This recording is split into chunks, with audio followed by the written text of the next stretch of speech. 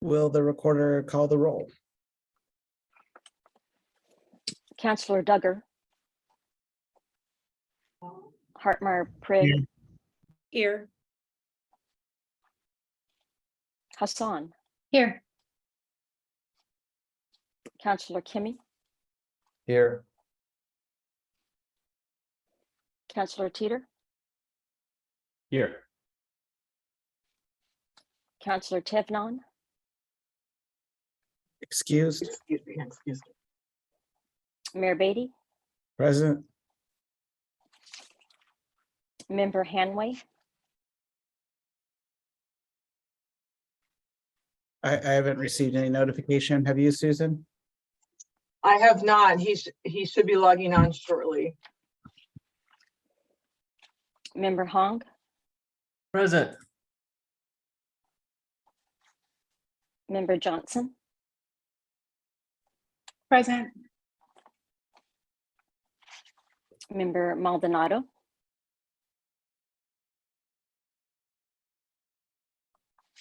Member Payne. Did we have contact was with present. either one of those members? Yes, I did receive an affirmative Outlook appointment. And if you are a budget committee member and you're an attendee, I will promote you to panelist and you will have a dialog box that flashes on your screen. And I think you have to accept it in order to be promoted.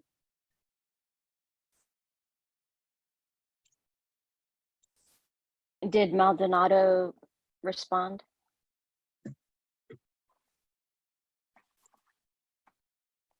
And Member Payne, I believe, responded. Sats Mary. Yes, I'm here. Udata. He is in the attendee list, but having difficulty being promoted. Okay. Member Decker. Here. Okay. And Member Phillip. Here.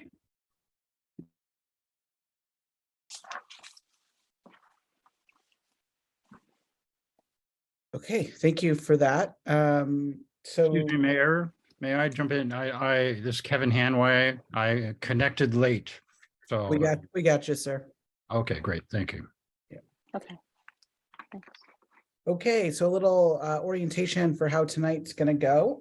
Shortly here, I'm going to call for nominations for the chair and vice chair. And I did talk with our city attorney today that it does not have to be a community member. It could be an elected official. However, it has been Beaverton's longstanding tradition to appoint chair and vice chair from the community since the council has so many iterations with the budget. And most importantly, it has to be a voting member of the board. So we do have some alternates, which is a new concept for us, which is quite easier in this Zoom environment. So those are the two requirements for that. So I'll call for those nominations and I'll turn the meeting back over to the new chair after we elect that. I'm also told we do not have to elect a secretary this year. And so we don't need to do that. We have done that in years past, but it's not required now. Council President. Thank you, Mayor. Clarification, do I make a nomination for both or do we take one at a time? Let's take them one at a time. So Okay, I'm great. gonna entertain the motion for the chair position. Okay, I would like to nominate member Hong to our chair role. I'll second that. I need to ask him if he would accept the nomination. Is that a role you're interested in? I respectfully decline. Whoa, look at that. Okay. I get that. New kid in the house. I understand. I'm living that too. Talking about the wrinkles, I don't know, gray hair, maybe. Yeah, I feel you. Okay, Council President, do you have another idea? Sure, I'll try again. I would like to nominate member Sats Mary if he would be inclined. Ms. Mayor, or Mr. Zatzberry served as our vice chair last year. Would you accept the chair nomination?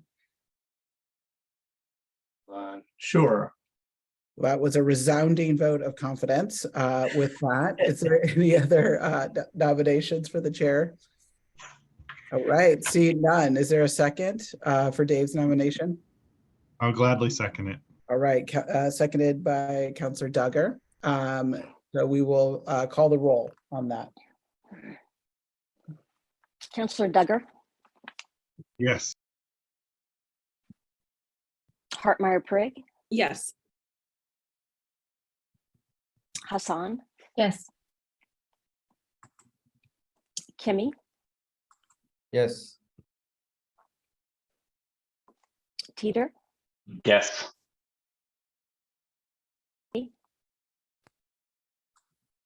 Me? Yes. I believe I call you as a voting. Member Hanway,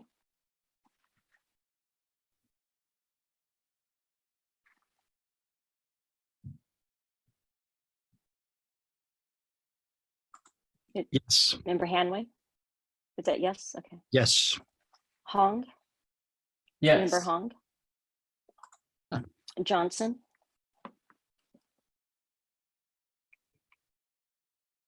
Yes. Maldonado,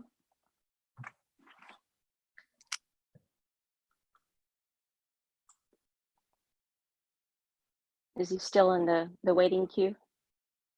I don't show him on the list. Okay. Member Payne,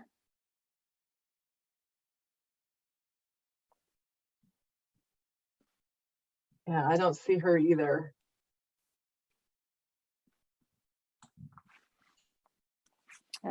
Zatzmary, Yes. Udata, Yes. and looks like motion carries. Okay, thank you for that. All right, I'm going to open the nomination for vice chair.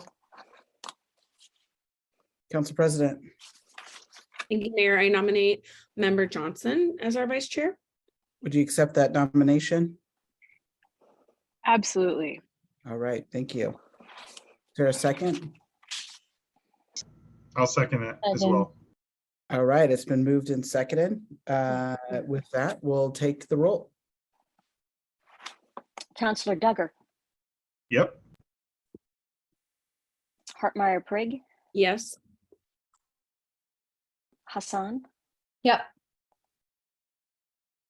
Kimmy, Yes.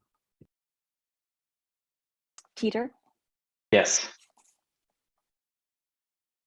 Mayor Beatty, Yes. Member Hanway, yes, Hong, Yes. Johnson,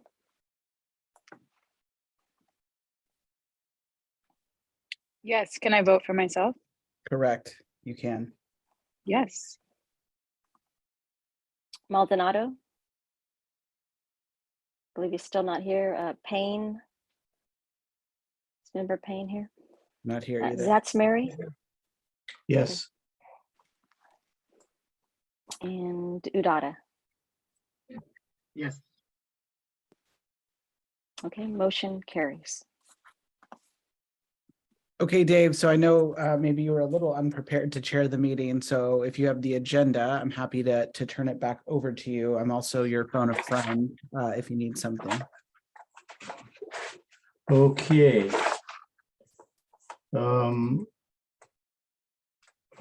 So we convened the city budget meeting. So I guess it's convened at this point. And then the second agenda item is public input. So we asked for public input at this point. Correct. Is there any public input initially here? Use your raise hand feature if you're here from the public to make a comment. Also would like to remind anyone from the board's position, if you're wanting to speak on an action item, to make sure to put your name in the chat function so they can track the order in which you're asking to speak. Looks like we have no public input. Well, with no public input, we'll go to number 3, which is the Public Works Fund. And the finance director is slated to say something. Debbie? That would be, excuse me, I'm sorry, that would be for the 23rd agenda. Oh, versus okay. that- I'm sorry. I didn't Yeah, want That's to. fine. Okay.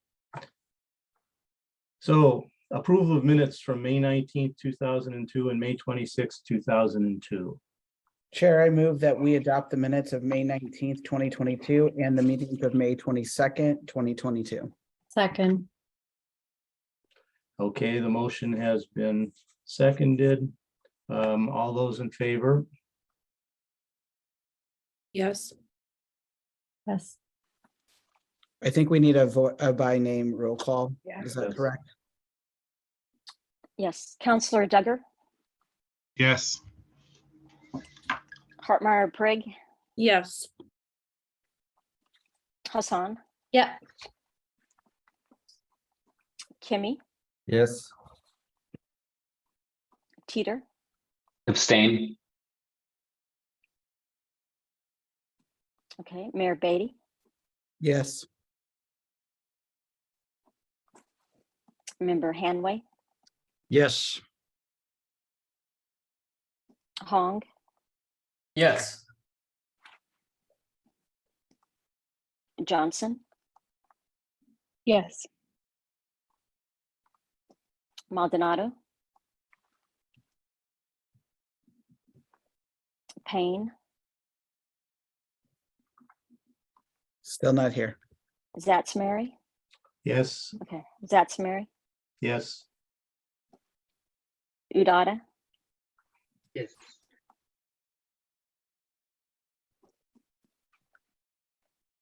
motion carries 10-0 and 1 abstained. okay, thank you. So now we have opening comments for the fiscal year 23-24 from Mayor Beatty, so. Thank you. Thank you, Chair.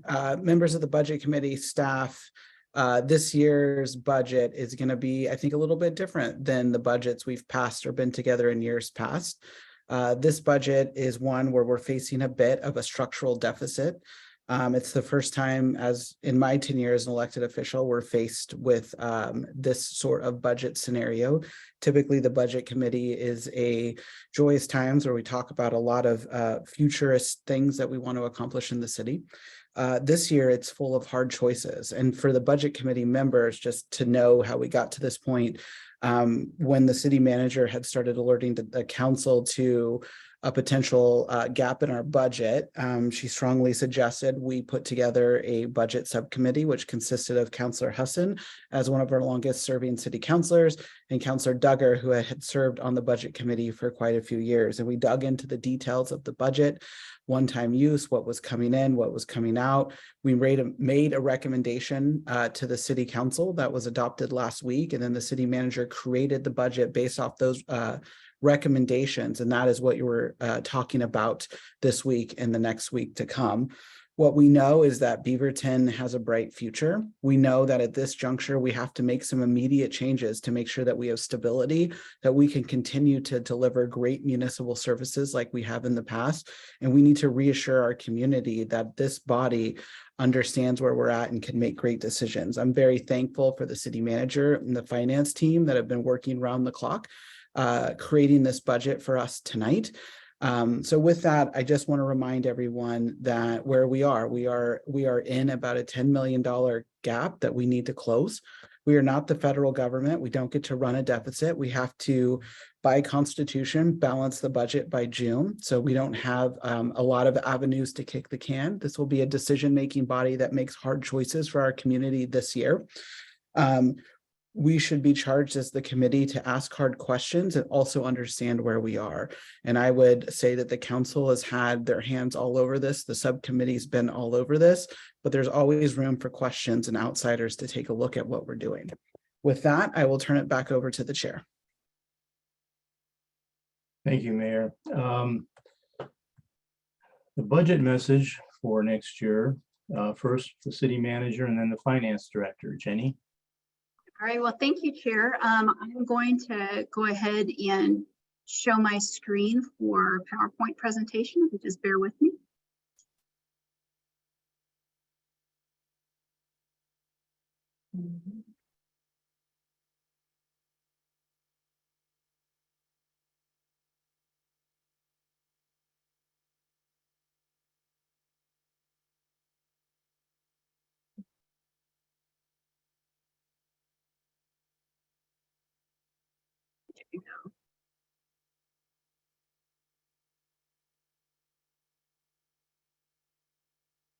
All right, if you all can see that, thumbs up would be great. All right, excellent. All right, well, good evening, Budget Committee. Thank you so much for your time. I'm pleased to present the fiscal year 23-24 proposed budget to you. This time last year, we were discussing how Beaverton was on the precipice of a bold adventure. And well, today we begin that journey of 1,000 miles with a step towards the mountain of fiscal resiliency. So this evening, what I'd like to do is provide you with a high-level overview of the challenge that's in front of us, what's to come, including the principles and priorities that guided the budget development process. You'll hear about the causes of the imbalance that the mayor talked about, how we propose to correct it, and the impacts of those recommended approaches. And then we'll wrap up with some key takeaways, including next steps, and then what's on the horizon. So now that we're emerging from the pandemic, we're really traversing a very different budget landscape, one with challenges around employee attraction and retention, competitive pay, and remote work, coupled with high inflation. And so like a lot of agencies, we relied on one-time recovery funds from the state and the federal government to help us address needs in the community, from housing to small business support, and also to sustain what I'll refer to as essential services. Now that one-time funding has been spent, coupled with constrained revenue, we're continuing to experience the ongoing challenges associated with providing enough resources to maintain basic service levels and the service levels that the community really needs and enjoys. So knowing that we have a steep climb ahead of us, I wanted to make sure that we had the right framework to keep us grounded really in our fiscal approach. So the first step was forming a council sustainability subcommittee that the mayor talked to you about. And really their charge was to help us develop key principles to inform funding decisions, not only for this budget, but over the long term so that we could prioritize essential services. And that guidance also included the 2-year priorities established by the council at its retreat this last February. And the council also was very intentional and narrowed its focus on important areas which range from organizational stability to safe streets to a multicultural needs assessment process. And of course, all of this is centered around fiscal sustainability, making sure that our investments or decisions are ones that complement and not compete with community goals. So the budget is made up of several funds, and one of the most important funds that you'll need to know is about the general fund. And it supports as many core services ranging from police, library, courts, planning. And the general fund has a projected shortfall of about $10 million, which has been addressed in this budget. I'll walk you through some of the reasons for the imbalance and other key constraints. So the city's structural imbalance was really a combination of several factors, and I've got them listed here on the screen. And they all started pre-pandemic, actually. Expenses were kind of steeping up and they started to outpace revenues. And it really was a revenue base that hadn't been adjusted adequately to fund service levels of a growing community. And so that situation got exacerbated during the pandemic. And this was at a time where the city specifically chose to maintain service levels while the cities around them were laying off and reducing services. And the city's revenues were even further constrained during this time due to economic impacts like inflation, increases to contractual cost of wage living adjustments, healthcare, including steep pensions and expenses associated with retirement. And just to give you an order of magnitude of how large these numbers are, between this year and next year, healthcare will increase over $250,000. Pension costs are over $2 million combined. Cost of living impacts way over $5 million. So these are really big numbers. But I also want to take an opportunity to note that Beaverton, like other cities and agencies, operate within a very constrained revenue framework. This graphic that I have in front of you really illustrates this point. Taxpayer property tax dollars is actually shared with multiple agencies and special districts, and it's not distributed evenly. So last year's numbers, according to what we have, is Beaverton receives an estimated 21 cents for every property tax dollar that is spent for key services like police, library, courts, and planning. You'll see that other agencies share in that dollar. One thing that's familiar is Bureau, which is the Beaverton Urban Renewal Agency, that receives 2 cents. And that is based on tax increment. And that's essentially the growth generated above the property tax base. And this funding only applies to a specific geographic location in the Bureau area, which is central Beaverton and parts of downtown. And it's reinvested back in the community to spur on economic development and make key infrastructure improvements. And the remainder of the property tax dollar is shared between agencies like the county, the school district, and other services like fire, parks and recreation, and metro. But there's another area of constraint that I want to bring your attention to, and this is the city's property tax rate. This chart shows the fluctuation of the city's voter-approved property tax, which has never been fully implemented to the maximum rate. You can see over the last 5 years, the rate has remained fairly static, which means that revenue isn't growing at a slower rate compared to our expenses. And going back even further, beginning between fiscal year 13-14 and 17-18, you can see that there's been some adjustments, but albeit very little. And when you look at fiscal year 13-14 to the present, the rate has actually only increased by 8 cents.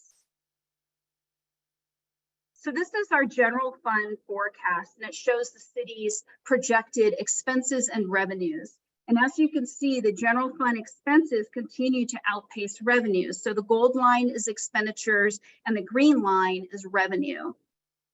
And while the city closed the $10 million gap with permanent changes, we're going to continue to see deficits out in the next 5 years. And this is going to require us to identify even more structural permanent changes over the next 5 years. And if we don't do anything, that gap is going to grow to almost $9 million by 2028. So the reserves is another piece that I want to kind of call your attention to. So that is illustrated by that black line on the bottom part of your slide. And that shows how that it will fall below our target revenue line, which is that purple line. And that's where we really want our reserves to be. And so this is if we do nothing. And so the point of this chart is really to illustrate that we need to continue to work on this problem over the next 5 years. And luckily, we've been able to course correct and really put in some structural changes that I'll go through in the next couple of slides with you. We'll walk through the financials, how I balance the budget, and then of course the service impacts. So there's a couple of things that I want to draw your attention to. First of all, this table shows that we have a balanced general fund budget. Our budget is $105 million roughly. And certain things that I want to draw your attention to, and a little arrow will pop on the screen to those particular line items. The first is that our beginning fund balance is in a stronger position. So that's our starting balance after all our bills are paid. Property taxes have increased, and we'll talk a little bit more about why. Interfund transfers, those are decreasing. And some of this reflects some of the loss of the pandemic funding that we received because we've already spent that in the prior year or the current year. And as you can see, personnel expenses also are the same year as the year prior. And that kind of looks funny. And you say, well, that looks like you didn't make any changes. Well, actually, what's really interesting is that the impact of the increased costs actually outweighed about the $2.2 million we made in personnel expenditures. So that gives you a sense of just how fast these expenses are growing. You'll see that we made significant reductions in materials and services, and interfund transfers those increased. And this is more related to moving expenses to other funds from the general fund to basically align the budget with organizational restructuring that we've done. And then last is our contingency. And our reserves have improved through the identification of a number of one-time savings. So those are albeit positives. So what I want to do is kind of go through what this is and what this means in lay terms. So basically, the general fund budget proposes to adjust property tax to the voter-approved max rate of $4.62 per assessed thousand, which would generate approximately $4.5 million. This is about a 39-cent increase. Our current tax rate now is $4.23 per assessed thousand. This budget also calls to update our business license fees, which haven't been adjusted since 2016. So what that means is that the business license flat rate will annual rate will increase by $25, and the per employee rate after 4 employees will increase from $8.50 to $12. And this collectively will generate about $200,000. The budget also includes a number of one-time strategic investments, and many of these are going to advance some of our fiscal sustainability goals.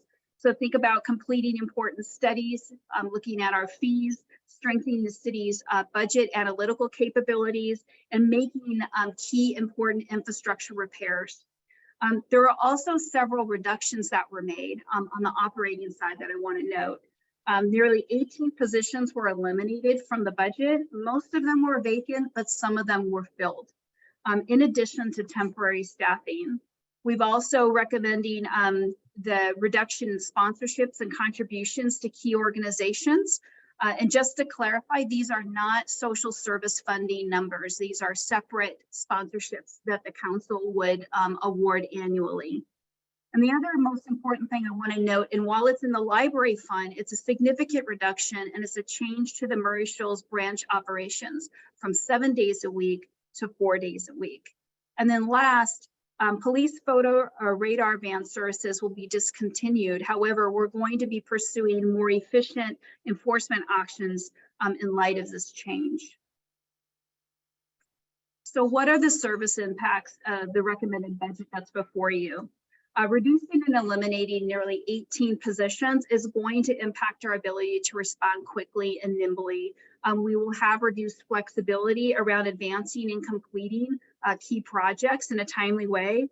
And speaking of timelines, they will be protracted, especially given major decreases to external professional services support.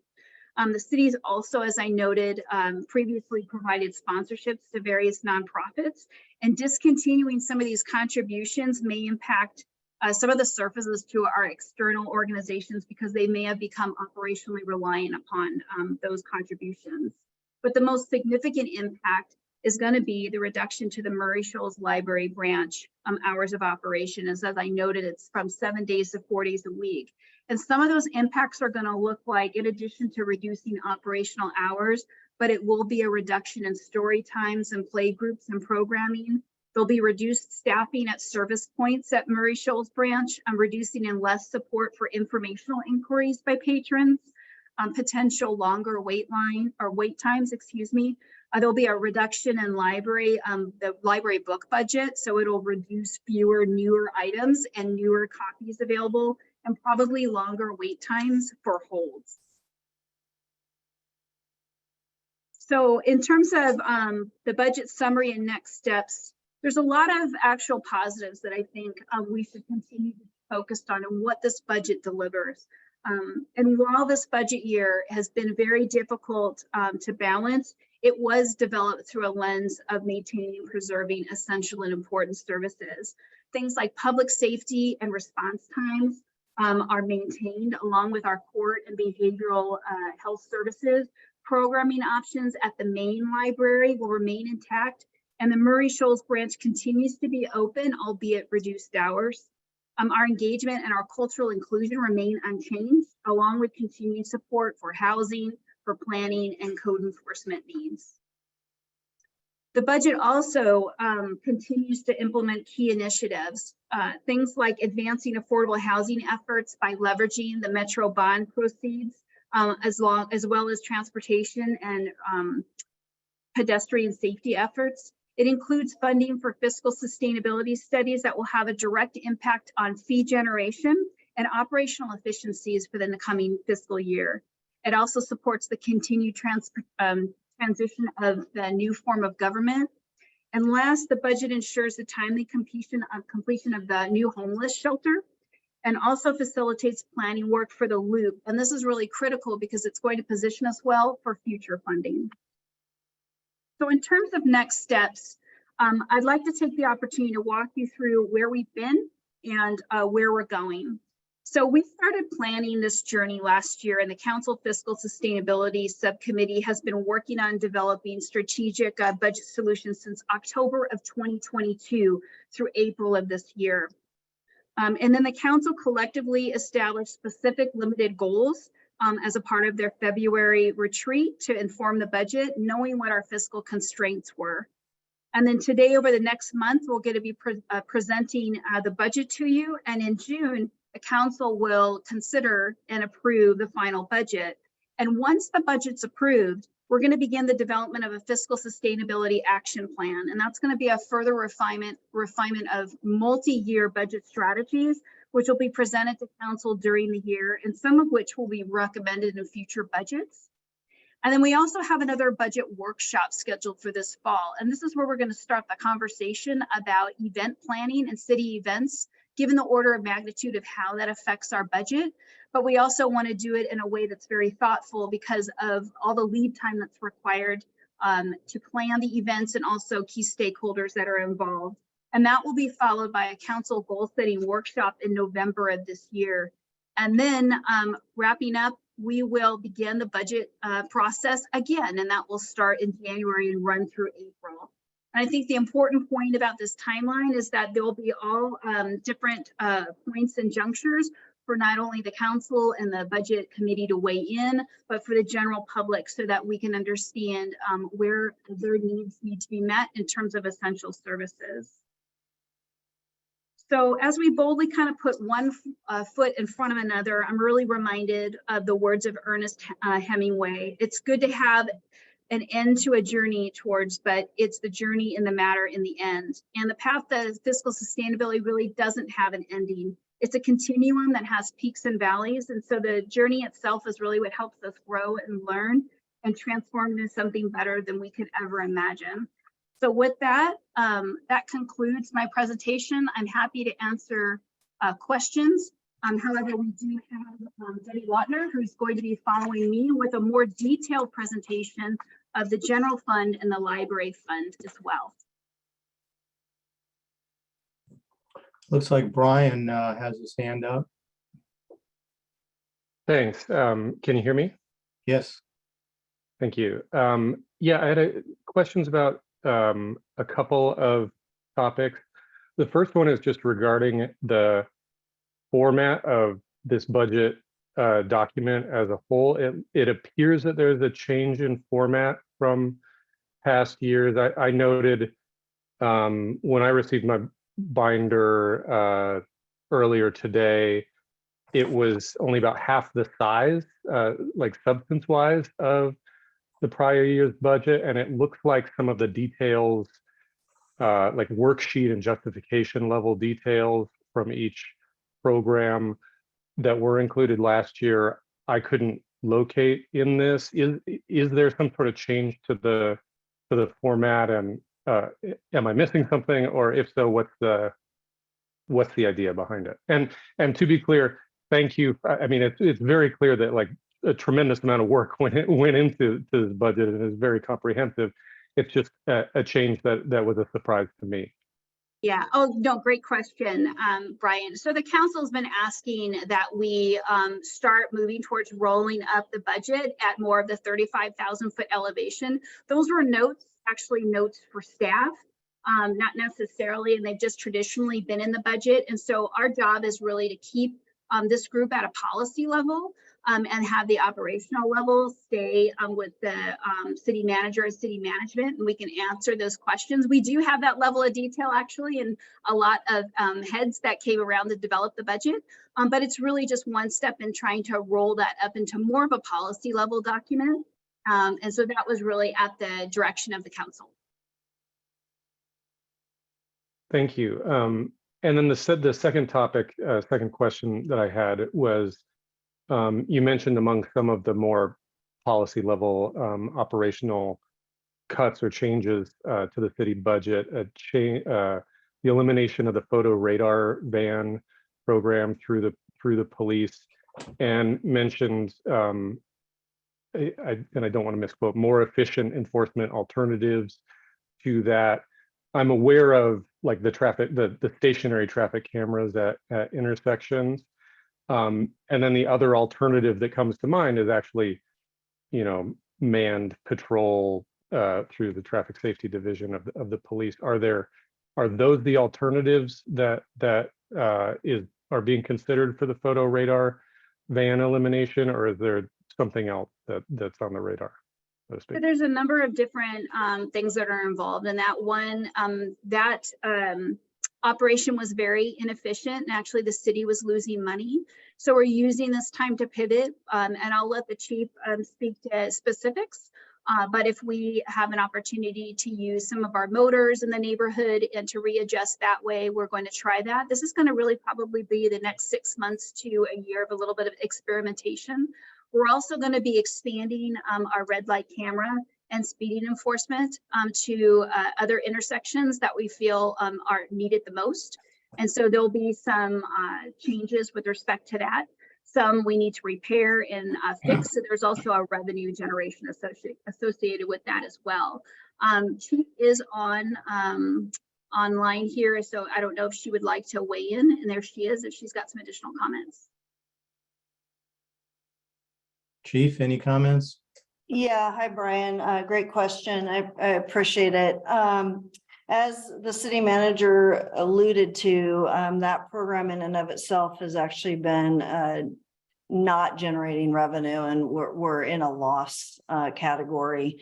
And the more efficient way of doing things, as you may be aware, House Bill 2095 just passed yesterday, and that is related to expanding a city's ability to have other enforcement mechanisms, photo radar, camera, intersection, fixed speeds, things of that nature. And so we're in the middle of kind of transitioning away from the vans and doing an assessment through an RFP on some more efficient ways to stand up speed enforcement in residential areas and school zones and things of that nature that are also fixed, similar to the van, but they're just a little bit more efficient way of doing it.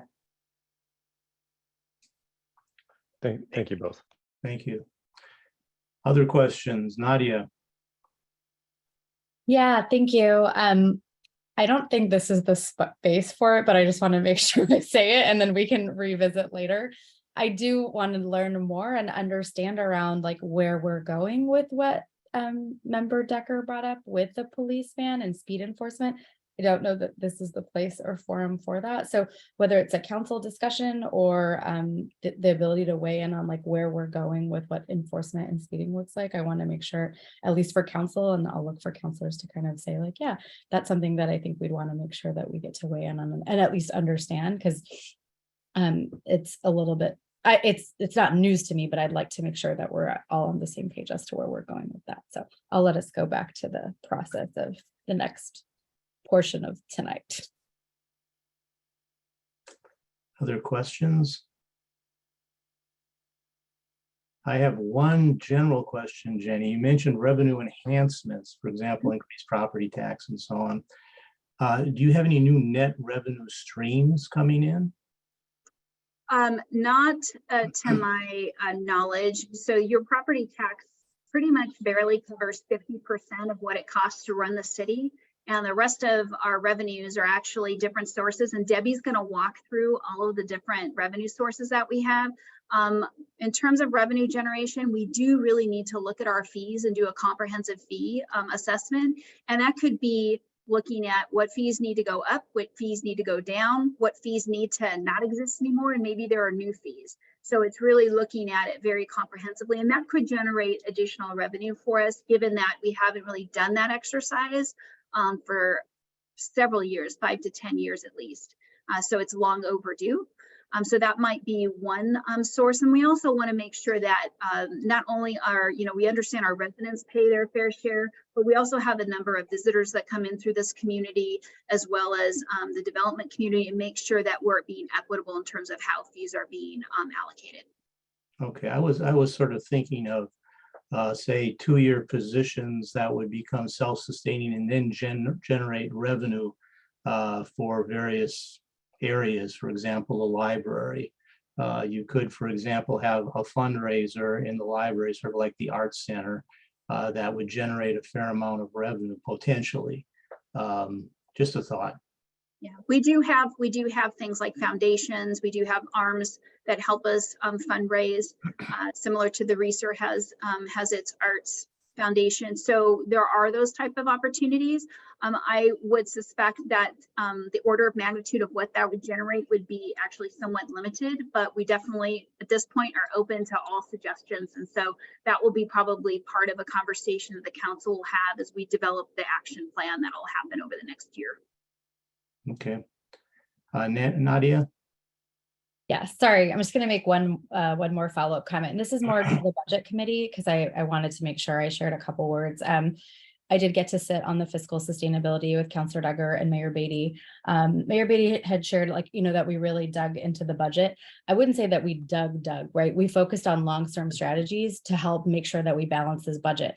One of the reasons I supported pretty strongly moving towards increasing property taxes was I felt that this body and our council would spend tonight and the next few weeks making sure that we are looking at this budget and finding all the dollars in the world to make sure we feel strongly and good about our decision. So while I have great apprehension around the way that we have to increase revenue, I also believe that it is the way that we need to go.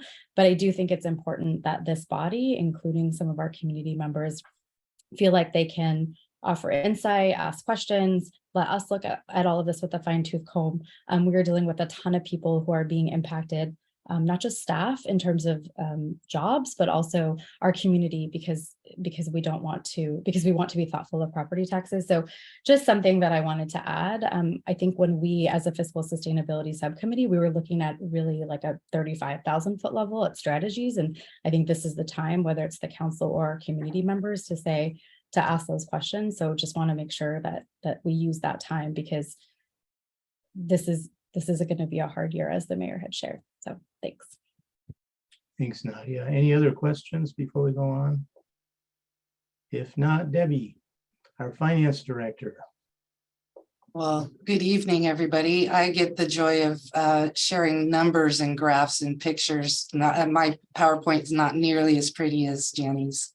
But I will go ahead and share, so make sure that you all can see this. So let me get it going. Okay, so as Jenny mentioned, we do budget guiding principles.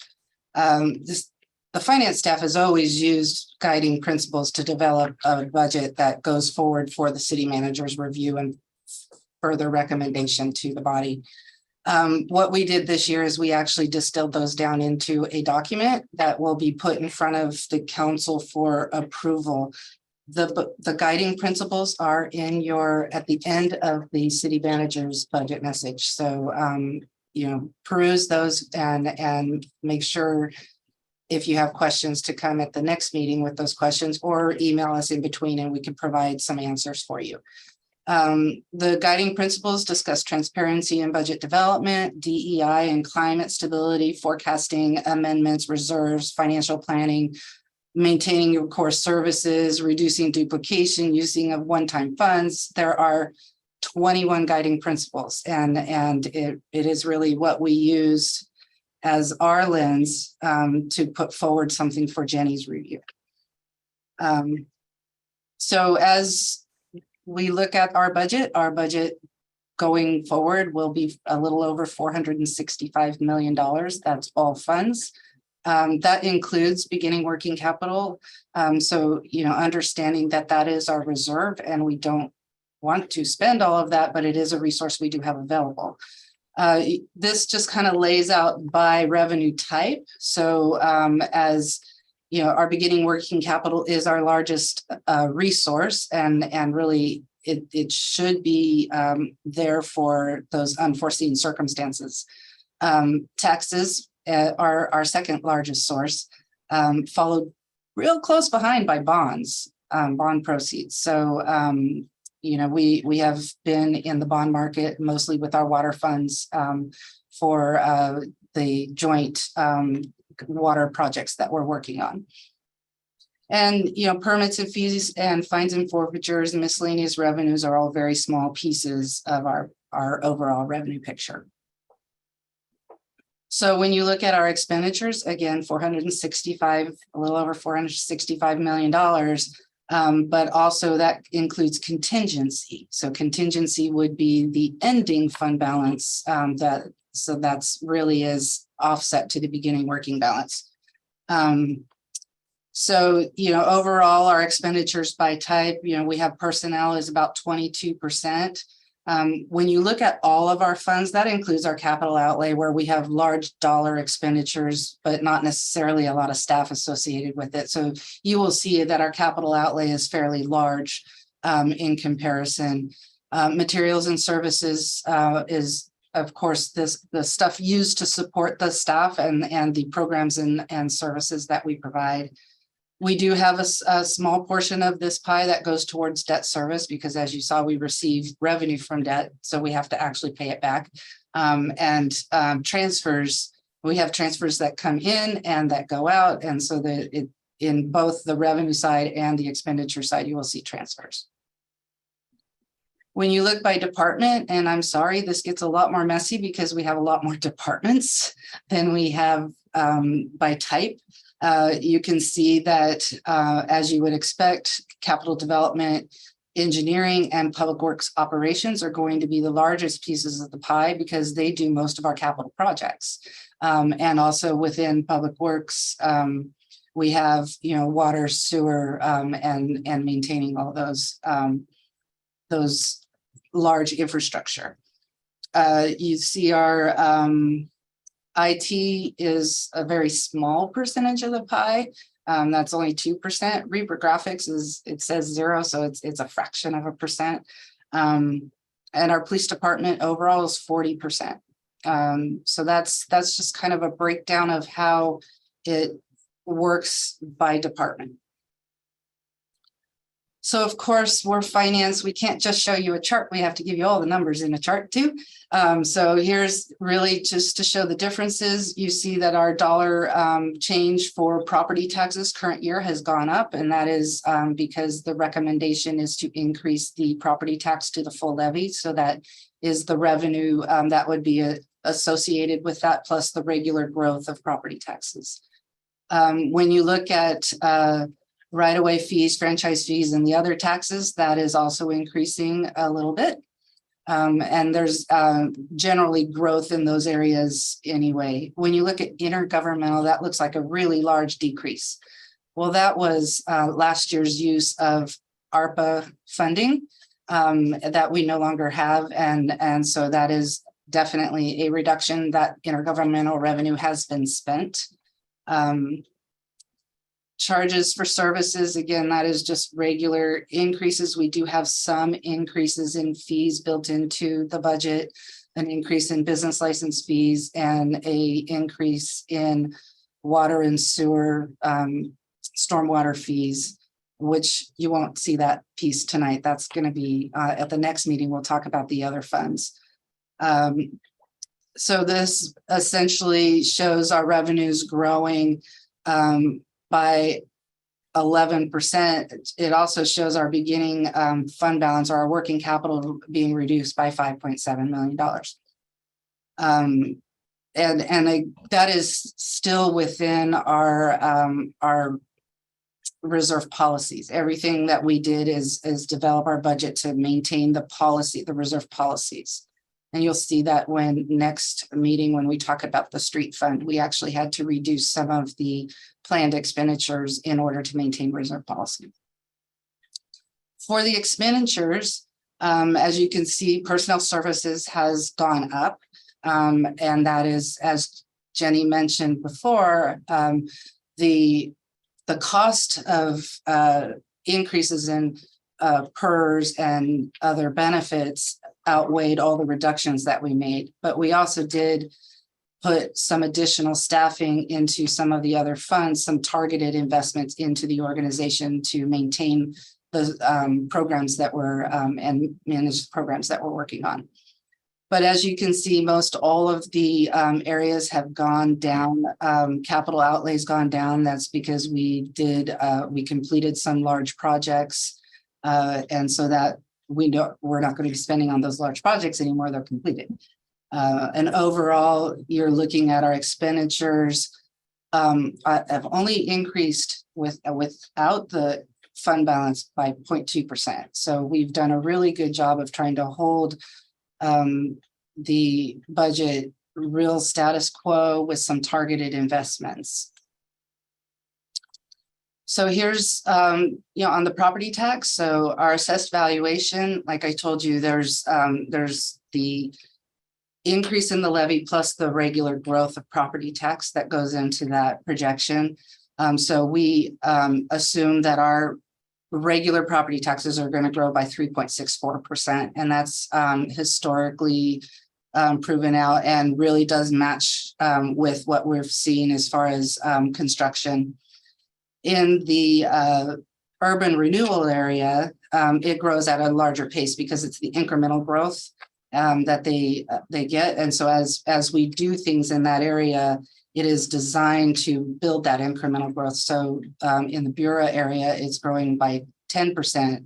And so overall, it's about a 3.8% increase in property tax. And that is showing the increase on the operating side, increasing the levy from $4.226 to $4.61.8 per $1,000 of assessed valuation. And actually, as the property tax for our debt has gone down slightly, and that's really is based on our debt service that's due each year. When you look at our overall personnel, so in the general fund, we show a change. So FTEs, I have to explain, FTEs and people positions are not the same thing. So you will see, you can't just say that we're getting rid of 11 people. I mean, this one it's FTEs. So overall, when you look at FTE, if you're, for example, if you're saying, okay, we're going to eliminate this position at the end of August, that becomes a 0.83 FTE. So it's one position, but 0.83 FTE. So that's why it's a little confusing. We did see our PERS increase, as Jenny mentioned, that's a couple $1 million increase for PERS. Healthcare, Moda Health went up 15%, Kaiser went up 3% for dental. We have cost of living adjustments in our labor agreements. Reorganizations and consolidations reduced our overall staffing. And then we also had some planning scenarios that we had done where each department looked at 3%, 5%, and 10% reductions. And, what could they, albeit hard, what could they live with if they had to reduce their budget 3%, 5%, or 10%? And from those scenarios, that informed some additional reductions that in order for us to maintain as close to a status quo budget as we can. So overall, the position changes within the organization, 29.63 FTEs were moved to other, transferred around, either from one fund to another, or from one department to another.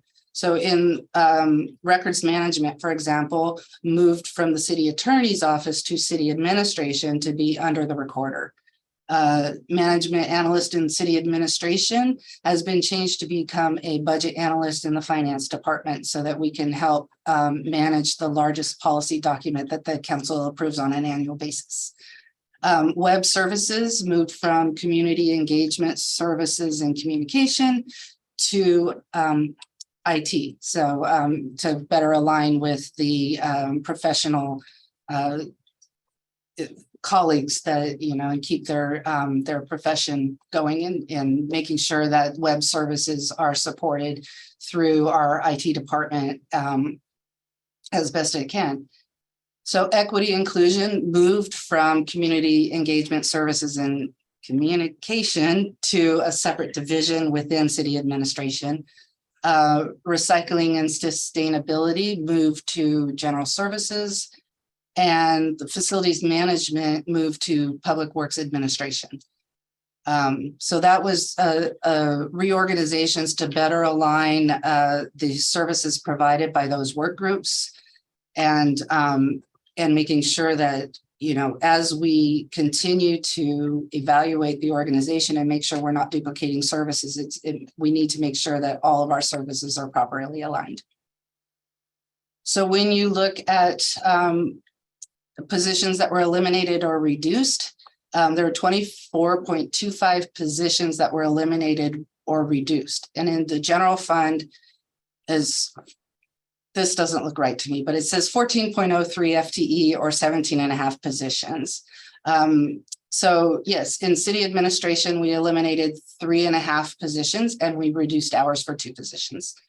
In municipal court, they eliminated 1 position and reduced hours for 2 or for 3 positions. In the city attorney's office, they eliminated a position in order to offset the need for a different position. So that was really a wash as a no effect, but there was a change there. And in community development, there were 6.25 positions eliminated and we reduced hours for 1 position. And in the library fund, it was 7.48 FTEs or 9 positions that were reduced. In addition, we also added 7 positions. This is where I talk about the targeted investments. So as I told you before, there was 1 position added to the city attorney's office, but it was offset with a reduction of a different position. The street fund, we added 1 position in capital development engineering, and that is an assistant traffic engineer to alleviate some of the workload of our traffic engineer and also to create succession planning. In water, sewer, and stormwater funds, there are 4 positions added, and they share the cost of those positions. We are intending to, so first of all, we have added 3 utility workers for the automated meter interface project, the AMI project. So that is funded with WIFIA loan, and we need to make sure that that project gets done timely. So we are hiring 3 utility workers to work on that project and make sure that those meters get installed and that we can get that system operational. We have also added 3 other positions, but they're not going to start until mid-year. They will be, and again, utility service workers, they will be working with those on the AMI project, learning our meters, because the intention is for them to take over the meter reading function from our neighbor agency and bring that in-house so we can better control our, as we've started doing turnoffs on water, we've found that we really need to have a team that's more responsive to help us make sure that we're doing more rapid response. And so in the 6 months training period, they won't be doing the meter reading, but they will doing meter rereads. They'll be doing some other additional work to learn to be fully up to speed come July 1st, 2024, when they take over the meter reading functions. And in the WIFIA loan, like I said, we added a position in there. So other things, so when you look at the total budget, so this budget does resolve the deficits in the library fund, this general fund and the street fund, but it also preserves the reserves in those funds. There is a reduction in capital outlay due to those long-term projects being completed. We have some planned spending increases in the Metro Affordable Housing Fund. We adjusted programs and staffing resources to better align with the functions. So again, as we continue to assess the organization, you may see some more realignments to make sure that we keep those work groups together and cohesive. We've increased revenues and reduced expenditures, and it seems like our supply chain and inflation issues are stabilizing. So if we could stop there before I go into the general fund, if we want to take any questions. Yes, are there any questions? I think Nadia had a little question about BPOA versus BPA.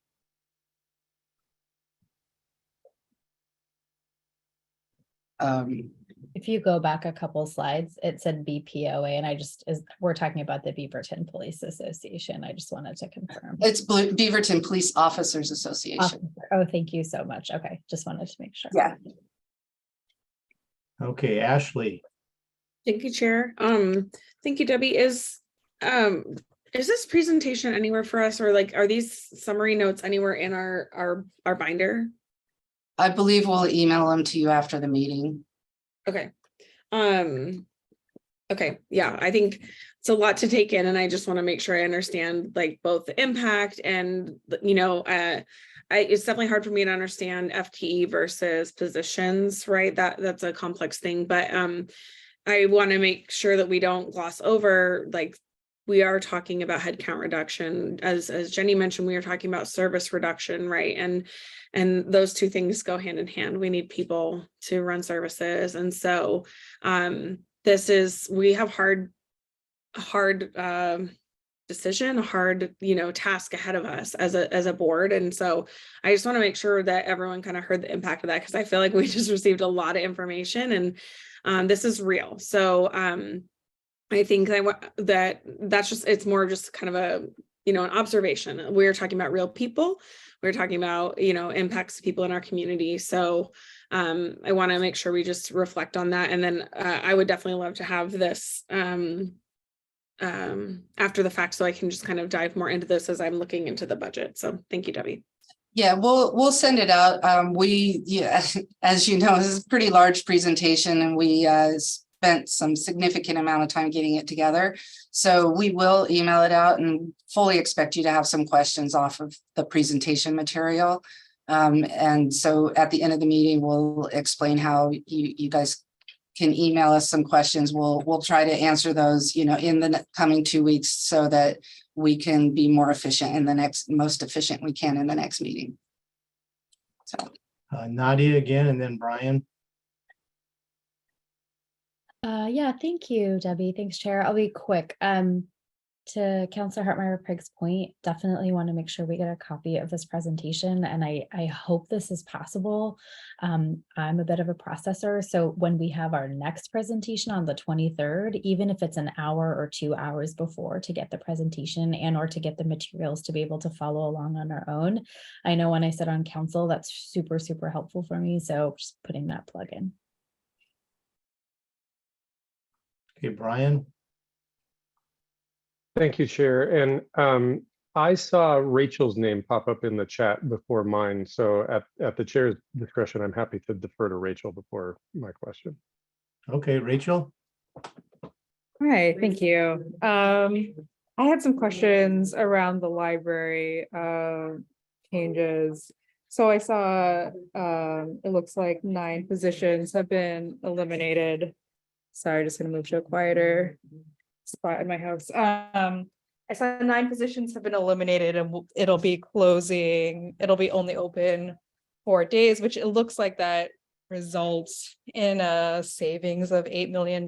Is that, when we say that those positions have been eliminated, has that already happened? And because of that, does that give us any flexibility with like keeping the library open more days, or is that kind of like where we're at if those positions have already been eliminated? So no positions have been eliminated because no decisions have been made, and until the budget is adopted by council, we don't know what the policy direction is. Got it. Thank you. And there is at the end of the presentation tonight, we'll talk a little bit about the library fund. So I have some numbers on that are separate. Okay, cool. I'll hold my questions until then. Thank you. Okay, Brian. Thank you, Chair. So mindful of, I guess, Councilor Hartmeyer-Prigg's request about having access to these presentations, which I agree would be helpful. And also Councilor Hassan's suggestion, which I agree with, that the 35,000-foot view of the budget is appropriate for for sort of global public consumption, but also that this committee is an opportunity to really scrutinize what these decisions, these budgetary decisions that are hard decisions due to a hard situation that we find ourselves in. I guess I'm also inquiring / requesting about that additional level of detail that we had in past budgets with the worksheet and justifications that I personally found helpful to be able to review, and not having that represent sort of a loss of citizen information and oversight of the budget. So while I'm appreciative of the idea of maybe not necessarily including that in the official budget document that is adopted at the end of this committee, the following committee meeting, it may be helpful for us to review that if it could either otherwise be published so that we could review it, or otherwise be provided to us so that we could review it as supporting documentation.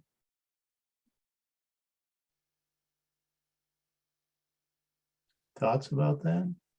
Debbie, Jenny?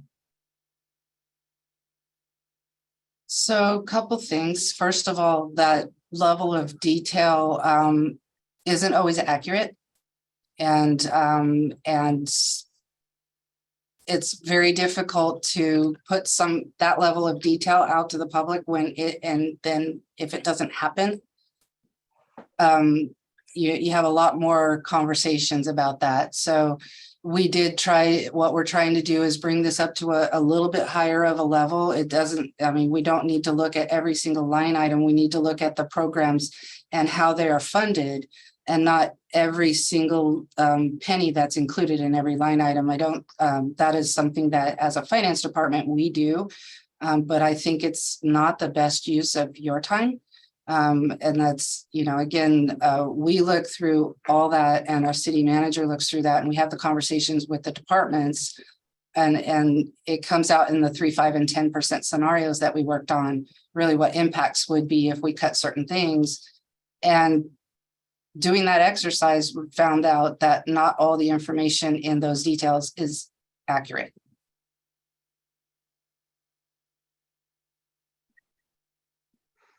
Okay, Sarah, I think is next. Sarah V. No, it appears that we have an attendee somehow in the chat. So I don't know if staff is correcting that. Just for community members watching, this is a time for the budget committee to have conversations. Times for public input are at the top of the meeting and will be available at the top of the next meeting. Okay, well, you were next then, Mayor. Is that what you wanted to say? No, I believe Rachel was ahead of me. Well, Rachel went in front of Brian. Okay, sorry, my bad. Managing the vice mayor too here. I just also want to encourage the budget committee that it was very much a past practice of the council and the strong mayor form of government to go into line items and look at those type of things. That is not really the case in the way that this form of government is set up. And so I think we'll have to have the city manager do some thinking on how to get information that is relevant for us to make decisions at the high level. But I think it's not appropriate for us to be digging down into like the $100, $200 level, looking at staff line items. So I think, Brian, if we could maybe put some thought into what do you need to deliberate to make your decision versus all of that information? Because that is what we've learned, kind of our governance training is teaching us that's not the way that this body should be operating. And so I think I want to help support you what you need to deliberate towards a decision, but I don't know if we're going to be able to generate the 5 binders we used to generate full of information. So I think Jenny's heard from you, or heard from the body, that level of information is important. So if we could start thinking about what actually we need out of that information. Okay, thank you. Next question is from Councilor John Duggar. Hey, thanks. Actually, Mary just made mine a lot easier because I was going to say the same thing, but I do have a question for Debbie or Jenny regarding the staff reductions. So maybe this is a Jenny question. Have we explored things like early retirement or people accepting packages from an operational standpoint? And then do we have any budget numbers on what, because I loved in your message about grace and dignity to our employees that are being affected by staff reductions. Do we have a sense of the cost of that? And then have we explored like early retirement as a strategy or voluntary layoffs, that sort of thing? We haven't discussed voluntary layoffs or like golden, handshakes or those type of things. There also the golden handshake things are a little bit expensive. There could be situations depending on the position of severances and things of that nature. That's probably not for this this particular presentation.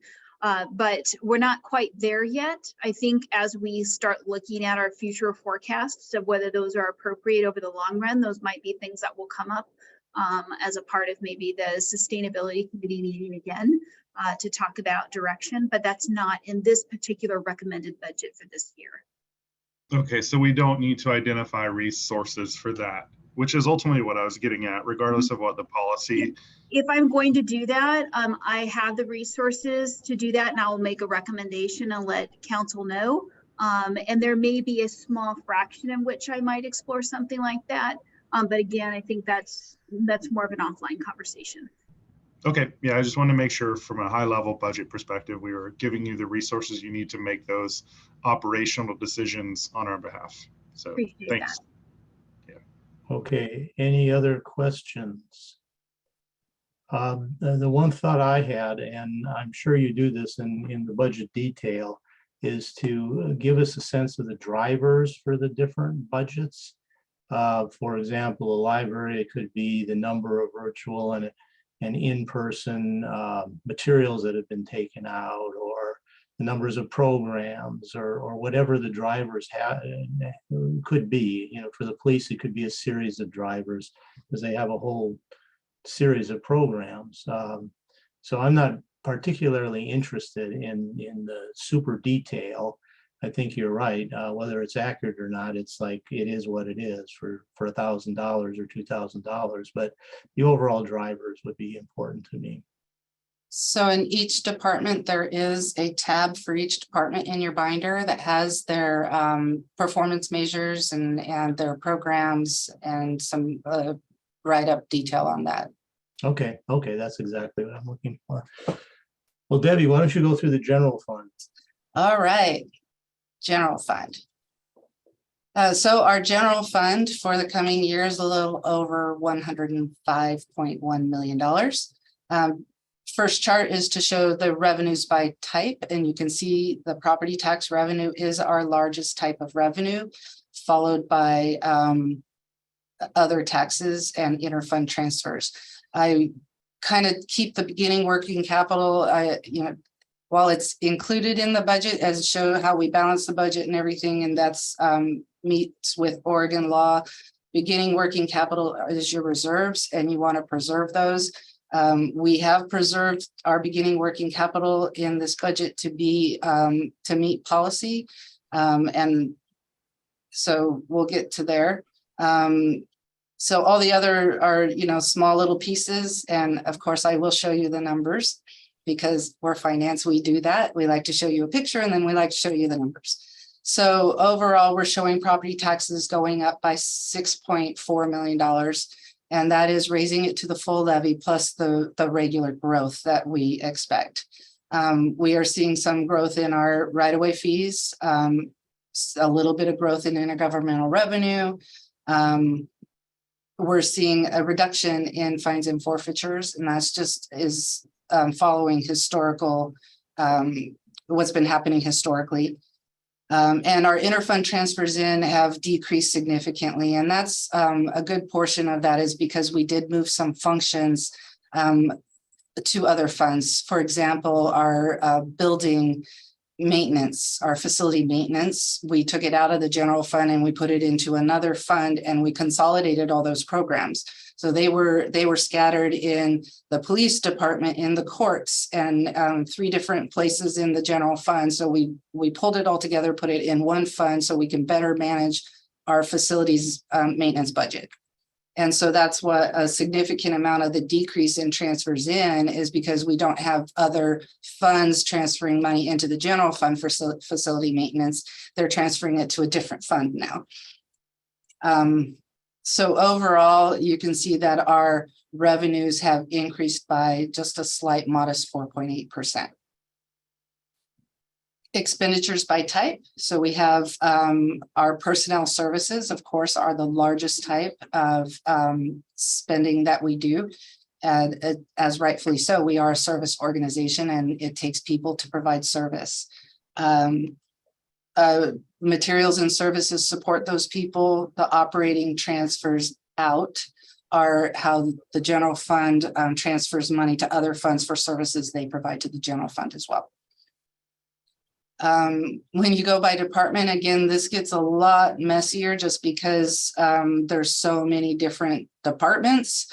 But again, our police department will be our largest department. As public safety, they are the largest general fund funded service because they don't have their own revenue source. A lot of the other programs that we provide, they may reside in a different fund, they have another revenue source. Whereas public safety really doesn't have another revenue source, and they are in the general fund. And they are the largest expenditure of the general fund, rightfully so, because they don't have other sources that support them. It really is only the general fund that, with minor other things, that supports the public safety. Non-departmental, those are kind of citywide expenses that such as membership to the League of Cities. So it covers the whole city. So that those are things that don't fit neatly into one single department. Again, I'll always show you numbers to go with a picture. In the general fund, you see that our general fund transfers out have increased. We, as a general fund, have to pay for our maintenance of our facilities as well. And so again, by moving those out of the general fund, we have to transfer the money that was in the general fund that supported them to continue supporting them. But as you can see, overall, we slightly reduced our personnel costs. We reduced our materials and services. We reduced our capital outlay. And so overall, our expenditures have increased by 1.5%. So here's the general fund FTE versus positions. You see it says 23.66 FTE. So it's actually is 17 positions. And that is, again, where some of those positions were simply just transferred to other funds. So overall, the general fund's budget brings the property tax levy up to our full authorized rate of $4.61.8 per $1,000 of assessed value. It eliminates or reduces hours for existing positions and transfers some positions to other funds. The department budgets mostly remain status quo, and I can tell you, as we asked them to put in a base budget, essentially the budget they have this current fiscal year with just minor increases for contracts that are known to increase, right? You have a contract and it has a yearly escalator. Well, you need to budget that. So overall, most of the department's budgets were slightly less than what we expected with the base, but in the materials and services area. So they may remain mostly status quo, and there are some targeted investments as we've talked about. So here's the scary part: a structural deficit remains and additional work needs to be done to create a fiscally sustainable organization. And we're committed to doing that work. Our financial forecast, you saw this picture earlier in Jenny's slideshow. And again, this just highlights the fact that while we close the gap this year, we have a $5 million gap next year, growing to almost a $9 million gap in 4 years. So we really do need to continue working on the organization, making sure that that we are looking at the long term and getting back getting those two lines flipped. And that's the end of the general fund. Okay, before we go on to the library fund, are there any questions about the general fund? Ashley? I think Brian snuck in right before me. Oh. Okay, Brian? Oh, happy to defer to the counselor. But thank you, Chair. I guess the general fund provides a good is probably the most significant thing that we're dealing with, and provides a good example of what I've been requesting about the level at which we're able to get information about some of these budgetary programs. I appreciate that it's very high level, but even at the individual program level, with some of these programs in the general fund, we're talking about massive programs. So like, for instance, in particular in the police department, the patrol division is one program, which is $22 million of the budget. It's one program that is about a fifth of the general fund. And that represents only about like 6 pages of information that we have here. I was trying to, on the fly, to get an idea of, for instance, how efficient are those police radar vans compared to alternatives? And it's easy enough to say, okay, they issued this many citations, it costs this much money. The stationary traffic intersection cameras issued this many citations, it costs this much money. By the way, the photo radar vans cost about twice as much per citation as the stationary cameras at intersections. That's clear enough to make an apples to apples comparison, that the photo radar vans are less efficient. But if you look at the alternative of police traffic enforcement, we don't have that level of detail in this budget to look at traffic safety within the patrol program. And so if you're trying to say, okay, well, how many citations did we get out of active police patrols per the cost of the entire patrol program, it's not an apples to apples comparison, and it ends up looking like $3,000 for every citation, which is obviously a loss. But it's hard to make that comparison when we're just looking at this broader level, and then to then be able to make decisions or at least recommendations or points for discussion at the program level. It can be hard when we only have 6 pages for a program that is that massive.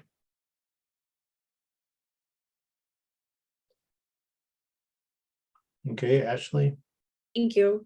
Debbie, on the summary slide, it said that we're mostly seeing status quo budgets, but with kind of, minor targeted investments on contracts that we expect to have, like the cost escalations, right? Like, we know that like some of our contracts include inflation or whatever. Well, what I'm curious, and this maybe for both you and or Jenny, is my expectation was that departments were asked to bring forward budgets that contained reductions in them. So I'm a little bit confused by seeing that the budgets are mostly status quo when we were working towards reduction. So either one of you can take that or both, but I'm just kind of curious if you can help me understand there. Yeah, so I'm happy to tell you the process. So the process starts with the budgets being input into our system by the departments. Until that happens, until we roll up all those numbers, we don't know what the gap is. So that's the first start. And we knew there was a gap. So we asked the departments to put in what we called a status quo budget. So put in for those known price increases that that you know are going to happen, but keep everything as flat as possible. Because we know we're going to have to do something to balance the budget. So that was the direction that started, is you put in your what we called a base budget. If you were going to change nothing about the service you are providing today, this is what your budget would be, right? The finance department does the salary, so they're held harmless on that. They're held harmless on transfers, but that materials and supplies bulk of their budget, we look to make sure they did not go higher necessarily than last year. And if they did, we had a conversation as to why. That was step one. So then after that was done, we roll up the numbers and we look at what's the gap. And as a large number. And then we had to go through some of the scenarios that the departments had put together, the 3, 5, 10% reductions. They were given a dollar amount and just said, if you had to reduce this dollar amount out of your budget, what would it look like? And what would be the impacts? So this is work that the organization has not done in the past, but it is work that we're trying to get normalized into how we think about doing our budget on a go-forward basis. So when they put together their budgets, they're also given an opportunity to request additional resources for things that they need in their budgets.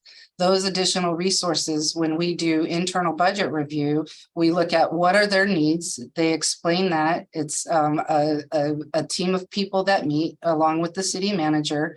And then we discuss, should we add that into their, what should we add into their budget from the additional needs requests?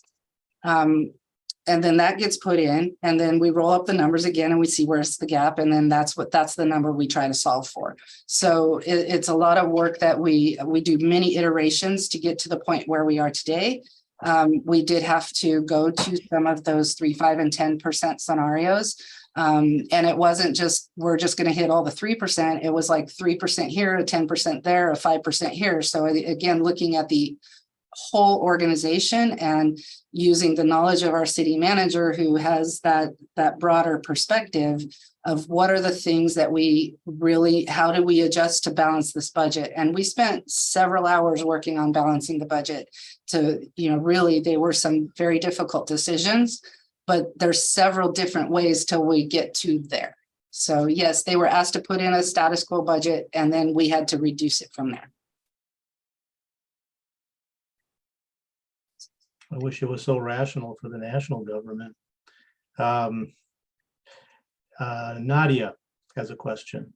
Yeah, thank you, Chair. I want to just elevate a little bit of what I think Member Decker was saying around like understanding more about some of the budgets, like generally speaking, and like maybe again the policy decisions that are being made. But is it normal, and this is like such a rookie question, that like so many things come out of the general fund? Like we have a library fund, like why wouldn't we have like a police fund or like those other things? Well, because the funding that supports those programs are general fund funds. So your general fund is a discretionary fund. All the other funds have specific rules around them. And okay. So if you were to set that up as, I guess it would have to be if you set it up as an enterprise fund, then it has to balance itself and bring in its own revenue. If you set it up as a special revenue fund, well, you have to have a special revenue to cover that. So that's why it sits in the general fund, because there is no, it has to be in our discretionary fund. There is no other real place for it. We still would, if we put it in its own fund, we'd be transferring 100% out of the general fund into that fund anyway, because there's no other revenue source. Got it. That's very helpful. So like we have the most influence over the discretionary fund. That's why it's in the general fund. Thank you. I hope somebody appreciated that lesson. Okay, any other questions on the general fund before Debbie launches into the library fund? Okay, Debbie, time for the library fund. Oh, well, first of all, we're going to go through each department. So this is real quick. And I'm not going to read everything on here, but this is where it kind of gets to Brian's point earlier on impacts. So each department, there is a slide in here that talks about what's new and what's changed. And so overall, when you look at the city council, there was an initial reduction in materials and supplies beyond what we asked for in the base budget. It is basically a status quo budget. There's a slight increase in travel, just so that it can be more evenly split, but it's entirely offset with reductions. There's decreases in the budget for professional services, boards and commissions. There's increases in the budget for travel and training. So that's council. You look at city administration, there's a lot going on in city administration. So they're implementing some agenda management software for the recorder. We're doing the national community survey, leadership training, and we're really working at making sure that we have all the positions filled so that we can continue the good work that's been going on. So what changed? Records management transferred from the city attorney's office, and there were 2 positions that were eliminated. The one assistant city manager and one management analyst in government relations. Now, the assistant city manager, that goes to the FTE. It's not a full year reduction. That's not until December 31st. So that's a 0.5 FTE. When you go in city services engagement, again, here's some elimination. So it's really what's changed.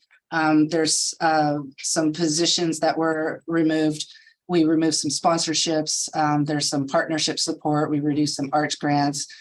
There's still budget for most of these. So it's just a slight little reduction in what they've done.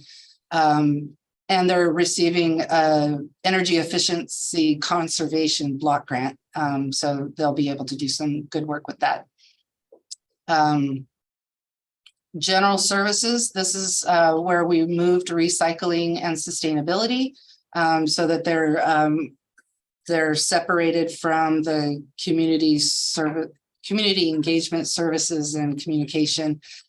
So they are under general services now. There's a lot going on there. That's where they're going to get that block grant. They eliminated some sponsorships and some solid waste support program that they had. So in HR, not really a lot changed in HR, but we did allow for a citywide class and comps study that's been in the works for a while. So there is funding in there for a citywide classification compensation study. And then there's also money in there for citywide training on process improvement. And that goes to continually making sure that our organization is functioning the best we can. So they did decentralize the internship program. If we're going to have paid interns, that'll come out of the department's budgets. They did eliminate relocation expense for new hires, same thing. If relocation expenses, the departments want to pay for them, they will have to use their own budgets. And they've reduced some of their marketing at job fairs. In finance, there is a position transferred from the city manager's office to finance to be the city's first budget analyst. We're super excited about that, but there's more work than one person can do. So we eliminated a project specialist in fiscal year 22-23. And from that, we got some procurement software, and it was a procurement position that we eliminated to get the software to make us more efficient. We're trying out a pilot project to see if software can take place of a person. And in this case, we don't know yet, but we're still working through those issues. We're going to be able to focus more on managing the budget, redesigning the budget, and providing training, because as we've gone out and done kind of budget sessions with our staff internally, we found that there is a huge void in how much they know. So we need to get out there and provide some more training and some more information to the departments, which will alleviate some stress that they have too. So Muni Court, this budget continues the support for behavioral health court and the Be Sober programs. It focuses on internal efficiencies. There's some cross training. There is some elimination of staff here. So there was elimination of a vacant position. And then there is reductions of 2 associate judge positions from full-time to 0.8. So then in, city attorney, there's the biggest here was the vacant support specialist 2 position that they have been able to change that position to an assistant attorney, city attorney 1, so that they can do their discovery work. In police, there is money for purchasing new AEDs. In this process, we found out that there are AEDs in the city that are really old. And so from that, we've decided that we need to have an AED replacement program and a plan, because you can't have a 26-year-old AED in a patrol car and expect it to work necessarily. So we are working, they are hopefully getting a grant, but they haven't heard yet. But we do have money to replace the oldest of their AEDs, mostly in the police department. Well, they're all in the police department. We've increased their training budget. We have a huge amount of vehicles in this budget because of the supply chain issues. This year, they had a real difficult time getting the cars that were budgeted this year. So we have carried forward budget into next year that will pay for the cars they weren't able to get this year due to the supply chain issues. And the fact that we simply, most of those government contracts got closed. We weren't allowed to order the vehicles. So there's a large amount of vehicles in this, and most of it is a good portion of it, at least half of it, is carried forward from current fiscal year. Community development. There's a lot going on in community development. They have a lot of different programs. So, this is, they're focusing on their core and important services in the department. We do have a key employee retiring from that department. And so that's, we will need to make sure that we fill that pretty quickly, because those are big shoes to fill. So we did add an FTE that will be dedicated to the loop project. That project was starting to stall out a little bit. We have some money that we need to get obligated and out and start working on that project. So that we added a person to keep that program moving. We reduced some of their sidewalk repair grant program, and mostly it's because it wasn't being used, and some professional service resources. In public works, so this covers all their funds. That's not just the general fund. Public works is water, sewer, stormwater. They have fleet, then and facilities. So there's a lot going on. What's changed here is they transitioned the downtown cleanup efforts from the expired Metro grant to being city funded. We are going to do a vehicle utilization study that might show us that we have vehicles that are not being used. Maybe we can reduce our fleet or transition our fleet to different types of vehicles based on what our actual needs are. And I'm not sure if we've done a study like that, or we've just kind of added vehicles as we've needed them, and we haven't actually taken a holistic view of our fleet program to make sure that we have the right thing. And then also the CIP prioritization criteria was used in developing the CIP budget this year as a pilot program, and you'll hear more about that at the second meeting. And one of the big things they put on here as an impact is bringing on the non-potable water system online, and that's the purple pipe. So this slide really is just your goals and priorities and the work plan. So I don't think I need to reiterate that for you. And if you have no questions about the departments, because I figure you're going to probably want to study the information a little bit more and combine it with your binders, I can go into the library or I can take more questions. I think John had a question. Okay.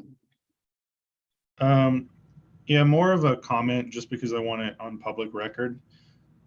I'm really uncomfortable with getting rid of the radar vans. And I've talked to Jenny a little bit about this and I knew it was coming. But one of the things, I'm okay with it because I don't think anyone loves photo radar vans or photo tickets. But it is a tool that we use to control speeding through the neighborhoods. And that is unlike other fixed assets at intersections, which are often in commercial or places like that. I know there were some comments earlier, but we've got to find cost-effective strategies for slowing cars down through residential neighborhoods, or I'm going to have to figure out a way to get this back because it is effective, regardless of the cost. It is effective. I see it almost on a weekly basis with cars slowing down when they see a van. I see it as a pedestrian as I walk through Main Avenue, Hall Boulevard, frequently crossing those, and I see cars slow down. That is a frequent spot up by Veterans Park, and I've noticed a slowdown. It's not perfect still, but I'm going to look to, over the coming months, if we adopt this budget, strategies to be put in place to mitigate the potential increase in residential speed limits through the neighborhoods, because I think that is one tool that we have to go. And I know, I've talked to staff about this. They know how I feel, but I just want to go on public record as saying I'm uncomfortable with this. I can support it, I think, when it's time to vote for this, but I will need that addressed. Okay, Thanks. first Nadia and then Mayor Beatty. Thank you, Debbie. Help me understand our path. Are we going into library fund and then are we done? Because I've been collecting my questions and I can Library is next. So here. Wait. Okay, hold Library. on. Okay. And then after library fund, like, are we going to be able to go back to what you've talked about, or are we trying to be done? I think we're done after the Okay, library fund. So I'm going to jump. I'm happy to take any questions you have. Okay, yeah, let's go for it now. Well, this is more a comment. Thank you, Councillor Duggar, for opening. One of the things that I really struggled with when I looked at the opening comments in the budget was the Portland Community College Future Connect program. It's not a ton, it's 125,000. For those folks who could be listening, it is a program where we directly give funding to students from traditionally underserved communities that live in the city limits, support to go to college. So to me, that's an economic development issue or economic development opportunity for us to continue. So I'm really just struggling with that 125 that I noticed that we had cut. Can you help me understand, Debbie, from many slides ago, you said 5% COLA increase for both SEIU and management. Was that across the board? So the police, so we have two union groups. We have the police union group and we have the SEIU group. And management, right? So SEIU and management said 5%, and I think 3% was BPOA and then another 3%. Yes, they split it. Okay. And then were there any management positions, like at any level, that did not get a 5% increase? Yes, In the there proposal? were. Okay, can you? Yeah, in the first year, we had done a delay and had only given management, I believe, I want to say 3%. And then we did, and that was a part of the original adopted budget for this year. Then we did calculations to better understand, we didn't have the data at the time, to better understand the overall impact of that going forward, because we have compaction. We have compensation issues in terms of where people need to be placed. We're not competitive with the rest of the region. And so when we did that math, it wasn't advantageous. We'd actually end up paying more to try to right size it over the next couple of years. So what we did is we did not go retro, but starting in January, we gave management the additional 2% that they did not receive, so that we were not going to have to right size that the next 2 years, because it would have actually exacerbated our budget situation that we're in right now. So kind of like the concept of deferred maintenance. If you don't replace the road, it's just going to cost you 3 times as much later. That was the same kind of sentiment here. Okay. And then to clarify, there are no positions in like all management positions in theory got a 5%. Like nobody didn't get it, I guess is my question. Well, they've been right sized now. Okay. And there's another increase coming July 1. Management is not represented. They've historically gotten what SEIU has received, but that's not laid in stone. And I can make that management decision. However, given some of our compensation issues that we need to look through a compensation study, which we will be implementing, it would not make sense because we would have equity issues amongst various classifications. Okay. And then either one of you, in terms of like the personnel impacts that are proposed in this budget, do we have an idea of what's like management versus SEIU? And I don't think BPOA is a part of that in terms of percentage. I don't have the percentage off the top of my head. I can tell you though, it's very balanced. Okay. And it's probably balanced a little bit more towards the managerial side Okay. from my perspective. Okay. And then last comment, and this is more like I want to learn more. I know that you mentioned an increase, I think it was on police, and it was mostly around patrol vehicles. I just love to understand, and I don't need to know this today, but like, you know, what is the normal number of cars? Like at what level? Like, I actually think we have some of the best cars. I'm very proud of the vehicles I think that our public safety professionals get to drive. And so just wanting to make sure I understand, like, if we're increasing that cost, like, is that something that why, and maybe just rationale behind it. So I don't need that answer today, but I'd love to know for the future. That's it for now. Okay, thanks, Nadia. Mayor Beatty? Yeah, I want to clarify a couple things for Councillor Duggar's edification and the budget committee as well. One, the vans weren't able just to be loosey-goosey wherever we wanted them in the city. They had very strict requirements of where they could be located. Because of that and the large personnel, it takes about 8 FTE to operate those vans. The government relations team, me and the government relations team, led on a bill to allow us to put fixed radar cameras in places besides the 4 intersections that we have right now, which include neighborhoods and school zones and half blocks.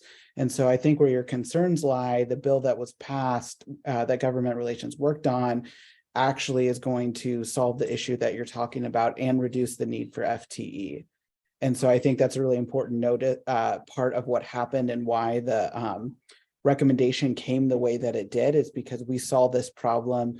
And I'm sure the chief could talk about this a little bit, but year over year with the cameras and the functionality around being able to, like, 50% of them don't actually result in a ticket because they can't do it. And it's huge manpower to operate them. So we wrote the bill in Salem this year. So I don't know if the chief wants to talk about any of those things, but I think what you're concerned about is actually addressed, and we're going to have the more flexibility to have cameras more than 4 places, and we'll be able to move them around. I'll just echo what you said, Mayor. Thank you. This is the chief. And to Councillor, this is going to create an avenue for us to be more efficient in the way of creating safety around our school zones and in our residential areas. And as the mayor alluded to, there's an enormous demand on the personnel to run that program within the vans. And to her point, the accuracy of that program is fairly, it's not what it should be. So we're trying to strategize to be effective in a different way. Okay, thanks for that explanation. Kevin? Yes, thank you. I've got a few questions, few comments also. Councillor Hudson brought up the PCC Future Connect program. I was actually going to mention that as well. Can somebody share the rationale why that's being completely cut?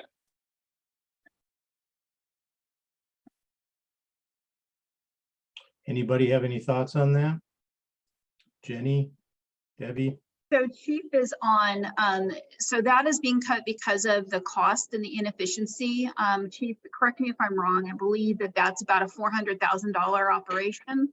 And Oh, that no, is, the I'm sorry, PCC Future Connect. a 125. That Yeah. basically we're looking at essential services versus contributions. And so when you talk about making sure that we're delivering services, that's going to weigh from your city manager's perspective more than providing some of the sponsorships and contributions, recognizing the impact that this has. $125,000 is a body.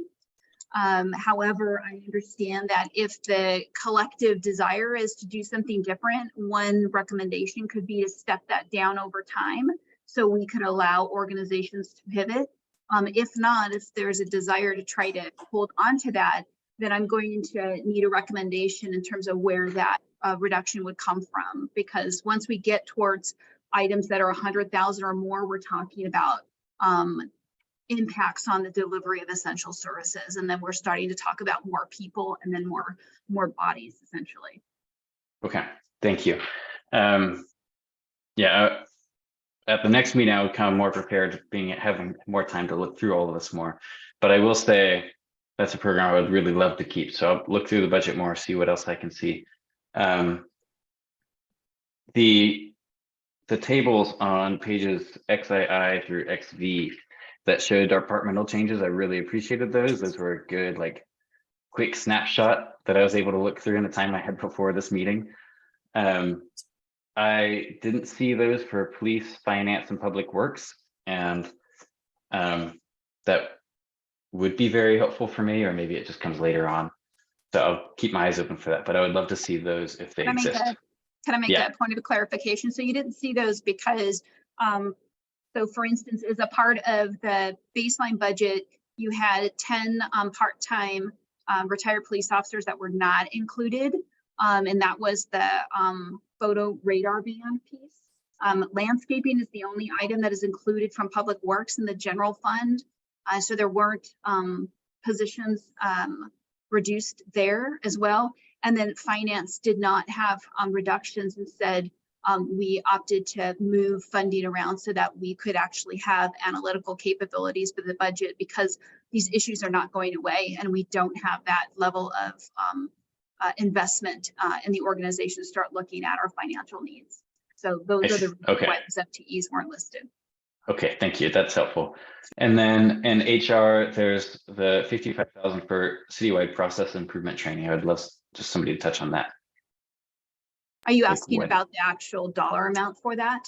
No, what is the process improvement training? Oh, process improvement is just essentially going through and looking at workflow, how services are delivered, how we internally operate. So they're basically efficiency and productivity impacts, and you go through kind of an internal assessment. We also provide training to staff so they can start reimagining processes that either don't have to use as much staff time or that are investing in technology. So it's really more of either a training tool or it's really an assessment. And we actually, as a part of our fiscal sustainability investments, have an organizational assessment plan so that we could start looking at opportunities for consolidations and efficiencies throughout the organization too. So that would be on top of your question. Okay, thank you. And then my final comment, and any of the others will come in after this, but final comment here is look at the planning division. It looks like planning division is facing some pretty significant eliminations of vacant FTEs. And I see that, I'm like, man, that is really hard, especially when we're experiencing a lot of new state administrative requirements. And we got our tree code and a lot of like our major land use things that we're wanting to move forward. And I see that, I'm like, is this going to hold us back? Can you touch on that a little bit more? Or what's planning division's perspective on it? Yeah, well, it's actually your city manager's perspective on it, since I oversee the operations. And one of the, and I can totally understand that concern. And as the department has a similar concern, one, we're taking vacancies because we don't want to lay people off, bottom line. Two, they do have adequate resources to continue their work. That being said, there needs to be a prioritization of the work plan of what to focus on. There are a lot of important things that the department is doing that maybe we need to turn the burner down on. and there are things that we need to turn the burner up on. And so there will be a great prioritization process going on as we have a transition of staff come in. And that will be the first thing that we look is to assess what needs to kind of go in the front burner and what can go in the back burner. And I would argue that there are a number of things that we can slow down on and things that we can elevate. And I do believe that you have adequate staff to move council's priorities forward. I think it's really a repositioning of the work plan that needs to happen. Okay, thank you. Okay, and Kevin, just as a footnote about PCC, the community colleges in general in the state, as well as PSU, have experienced dramatic declines in enrollment. So there probably will be less interest even in getting a scholarship. I don't know why it was entirely eliminated, but just as a footnote. Next question is from Rachel. Hi, yeah, I had a question. Thank you. I had a question about, I believe it was in sustainability. I think it was one reduction of an FTE, which would result in I think Beaverton Climate Action Plan slowdown.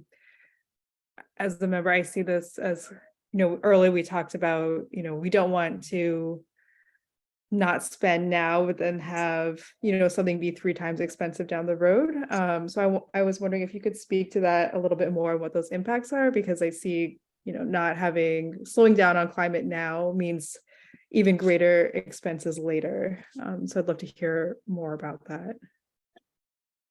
Yeah, I'm going to have Dan Weinhammer, he's my assistant city manager, chime in as well as Sia Lindstrom, who have both connections with the sustainability activity. So Dan Weinheimer, assistant city manager. So I think if you read it, you said that there was a position being eliminated. I'm not sure that that's actually what is in the budget. What we talked about is the limitation of existing staff. We have one person who's dedicated full-time to sustainability work, and then a portion of another staff member, sort of that FTE versus actual positions split. But what we have also going on is trying to get the Beaverton Climate Action Plan, BCAP 2.0. It's time for a refresh. We're at that point, and so that is a priority. It's something we're hoping to use grant resources to accomplish, and that might result in, we're looking at creatively how to do that, might result in some additional funding being pulled in from that grant to fund a position. Got it. So what that slide was saying is currently we only have one resource and we hope to get funding for more so we can fund that from a different revenue source. Okay. Exactly, and the Inflation Reduction Act has additional funding, so we're very closely trying to monitor what funding might come out of that as well. And a lot of those programs are still under development. Got it. Thank you. Okay, thank you, Dan. Edward. Yeah, thank you for all the hard work that you guys trying to balance what seems like almost impossible thing to do. As I have said before in the city council meetings, that since we are decreasing or reducing many of the services, that you're looking at the lens of what's essential and what's actual service. But I also think it's really important for the city to engage the community, and I see a lot of reductions in the community engagement. But I'd like to make a comment that it is really important that we show our intent and service to the community. And also regards to the PCC Connect, as somebody who went to community college because of the lack of funds, that was the only thing I could afford. I think not just eliminating the fund completely, but maybe talk to the PCC or maybe reduction in and have the conversation with them. That would be one thing that I would love to see. Just because, as our chair mentioned, yes, there's a reduction of the student enrollment in the four-year colleges, but then we have many people going into trades that PCC can serve. So, and then that directly impacts the Beaverton residents and our students. So I think it's important for me personally that we don't eliminate the fund completely, but somehow find a way to work with them. And so And I also would like to see, when you look at the services and membership, that looking in the lens of return on our investment, that I like to serve and fund the organizations that directly impact our residents first and their priority, and the companies services located in Beaverton, and then reach out to the others. And that will be my wish and my comment. Thank you. Thank you. Kevin, and then the mayor. Thank you. Yeah, I just want to second what Councillor Kimmy just said about PCC. I also just, from my own perspective, I want to be very careful about making assumptions regarding a lack of demand for grants or scholarships, despite diminishing enrollments. People have a lot of financial demands these days with the economic challenges that they're facing, and I would hesitate to include any of that in my consideration without more information from PCC. So I'll leave it there. Okay, Mayor Beatty. Yeah, I think Dave was probably giving you his professional opinion since he came from junior college management. So he might be a person to have a good conversation with. That is his professional background and one of the reasons we selected him. I love PCC. I was on the council and went to Salem and advocated for our ability to do that. What I think about when I start at this top about how hard these decisions would be, this is where the hard part comes in, and really thinking about what is essential services, what do we need to provide. When I spoke with the city manager, I talked to her about a desire to have a step down with PCC. And for those that haven't been around, we had a step up. It was 50,000, then 75, then 100. And so we've gradually stepped it up over the years in our contribution. And it's a pretty abnormal city investment. One of the things that I often help them do was strategize how to get other cities to donate money to them. I think with the passage of community college being free for all Oregonians, that this might be an area for us to look at how do we have the most impact with those students. But they have such a success rate, and my husband and I both are community college graduates, and I think it's an important piece for us, but we have to balance it against the entire budget. The piece that I was concerned about in the scrolling here was that to emergency management and the reduction coming from emergency management. As the mayor, I've spent almost my 3 years as your elected mayor dealing with crisis after crisis after crisis involving emergency management with smoke and fire and windstorm and COVID. And they have become such an integral part of our ability to deliver services quickly. They also oversee CERT. And CERT supplements our ability to not have reserve police officers at events. And so would like a little bit more information on how we're going to make sure that our really robust CERT program stays intact with less staffing. And then what our kind of long-term plan is if it's rolling up into the city manager's office, but how are we going to manage the level? I don't believe that climate is going away. I believe that our climate emergencies are going to become more. And so a reduction in this area makes me very uneasy. Okay. Another question from Nadia. Not a question, a comment. I want to elevate what Councillor Kimmy shared. I understand that maybe we need to find $125,000. I might love to understand like what other organizations we partner with. So maybe Jenny, like if there's a way for us to have a mechanism, I think, you know, like what are all the organizations we partner with? I'm certainly not trying to, right? Like we have partnerships with the chamber, we have partnerships with BDA, we have partnerships with OSC, right? And so where are we getting the right bang for our buck? And I think this is something that we as a council really need to weigh in on to show where we want to put our investment. So I'd really like us to have a more holistic look at where we are making those cuts to make sure we're making them in the right places so that we're all involved in that decision. And we'll be circulating you a list of details of which of those organizations are receiving the cut and how much. And then you can come back if you've got some alternative thoughts. Okay, did they include the couple orgs I just mentioned? Because I know that there's so many things that come from so many different buckets. Okay, thank you. Any final questions before we go into the library fund? Okay, Debbie, library fund. All right. I scroll the right way. So for the library fund, and this will be short, they show our revenues. So the largest source of revenues is the county property tax, followed by city property tax. So we directly allocate our property tax to the library. And then, they have some other, their beginning working capital, again, their reserves are going to be large. And on their expenditures, personnel, again, is going to be the largest expense because they provide a big service.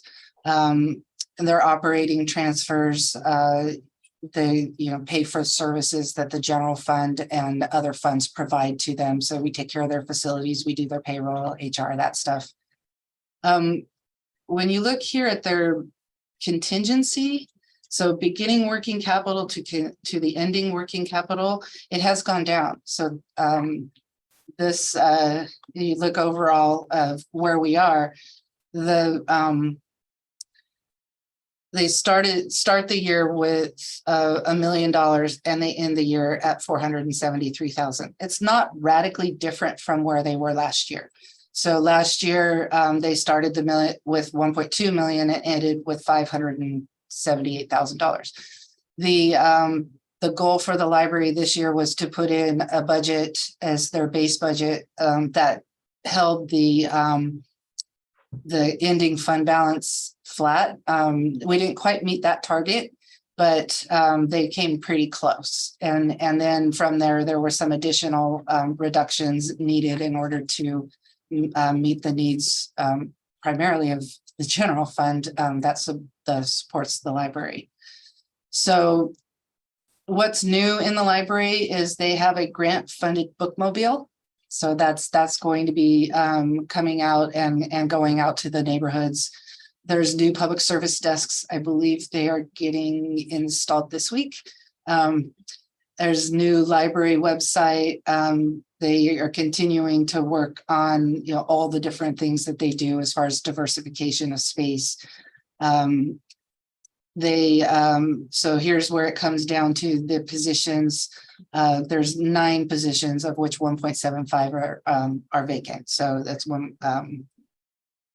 There's a transfer of 1 position that did facilities work that's moving over to the facilities fund. So again, like I said before, we had people that were embedded in departments that really should be in the facilities group so that they can work on a variety of buildings and we can have more expertise maybe in HVAC and some of those other areas.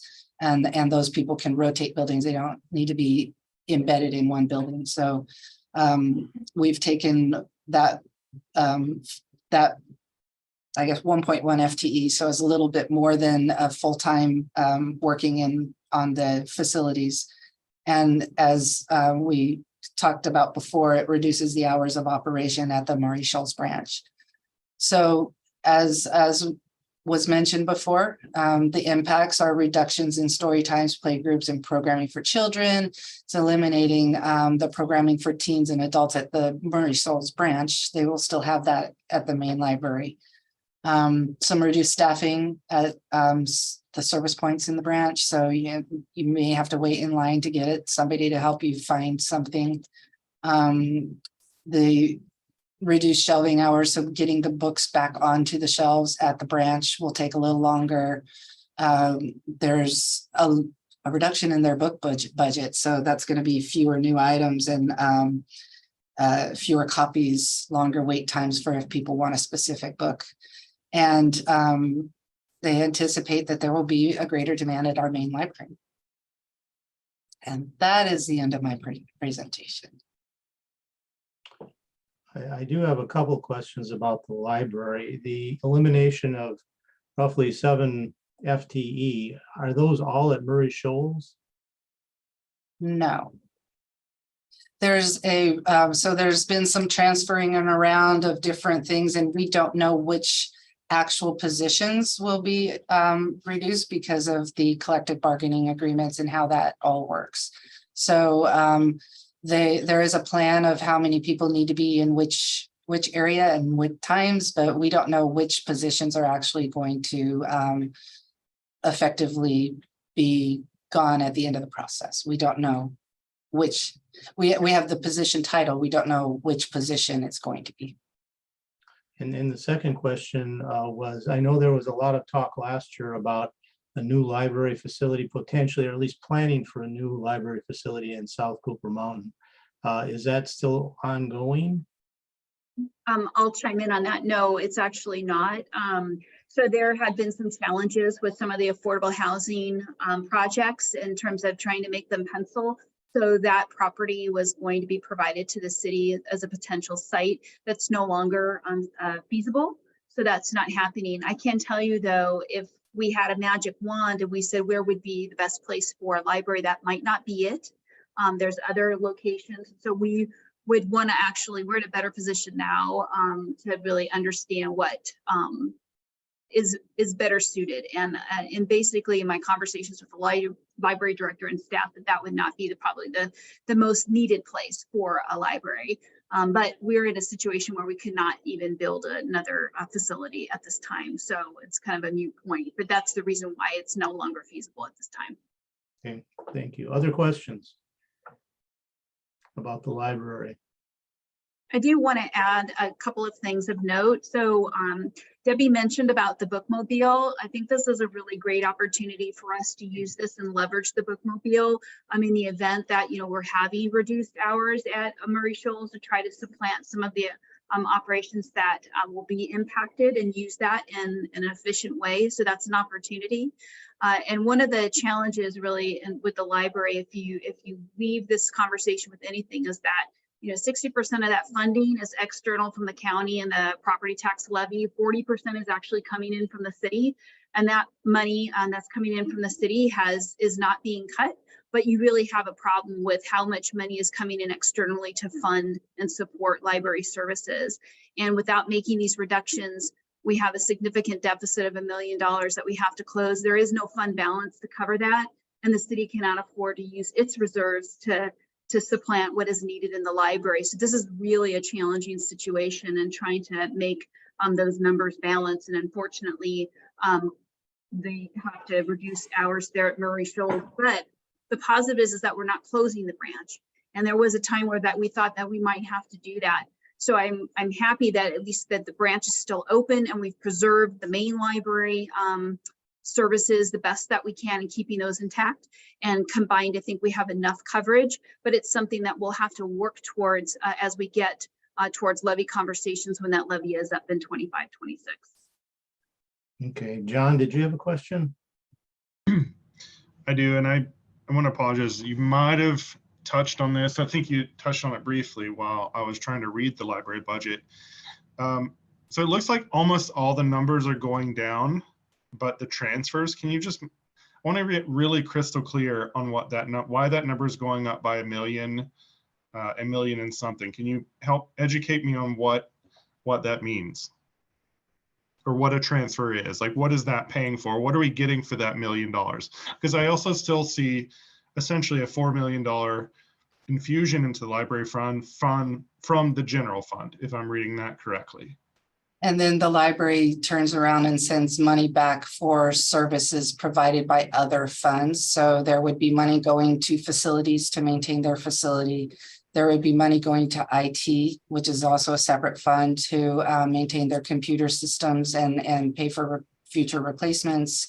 They pay for the services the general fund provides to the library, such as HR services, finance, administration, the things that we provide that the library doesn't have its own finance department, right? So that's all the things that they pay for. We did transfer out the person that was facilities, and we also there was some budget in there that was to maintain facilities. That all transferred into that facilities fund so that we can better utilize that staff and use them across multiple buildings and not just you're in this one building and that's all you take care of. So there is also an increase in the IT department budget for some replacements and some future needs for our IT infrastructure. So let me rephrase just and tell me I'm wrong, because I really like this is really important for me to understand. We're eliminating positions in the library, right, through the service reductions and whatnot. And that's kind of almost a wash. If you look at the line item for labor and FTE, I mean, it's like a couple $100,000 reduction, right? You're saying you're transferring $1 million worth of labor to the other funds. So the library has to buy that service from the general fund, from IT, from things like that. Am I understanding that transfer? So we're transferring $1 million worth of labor cost to other funds from the library fund.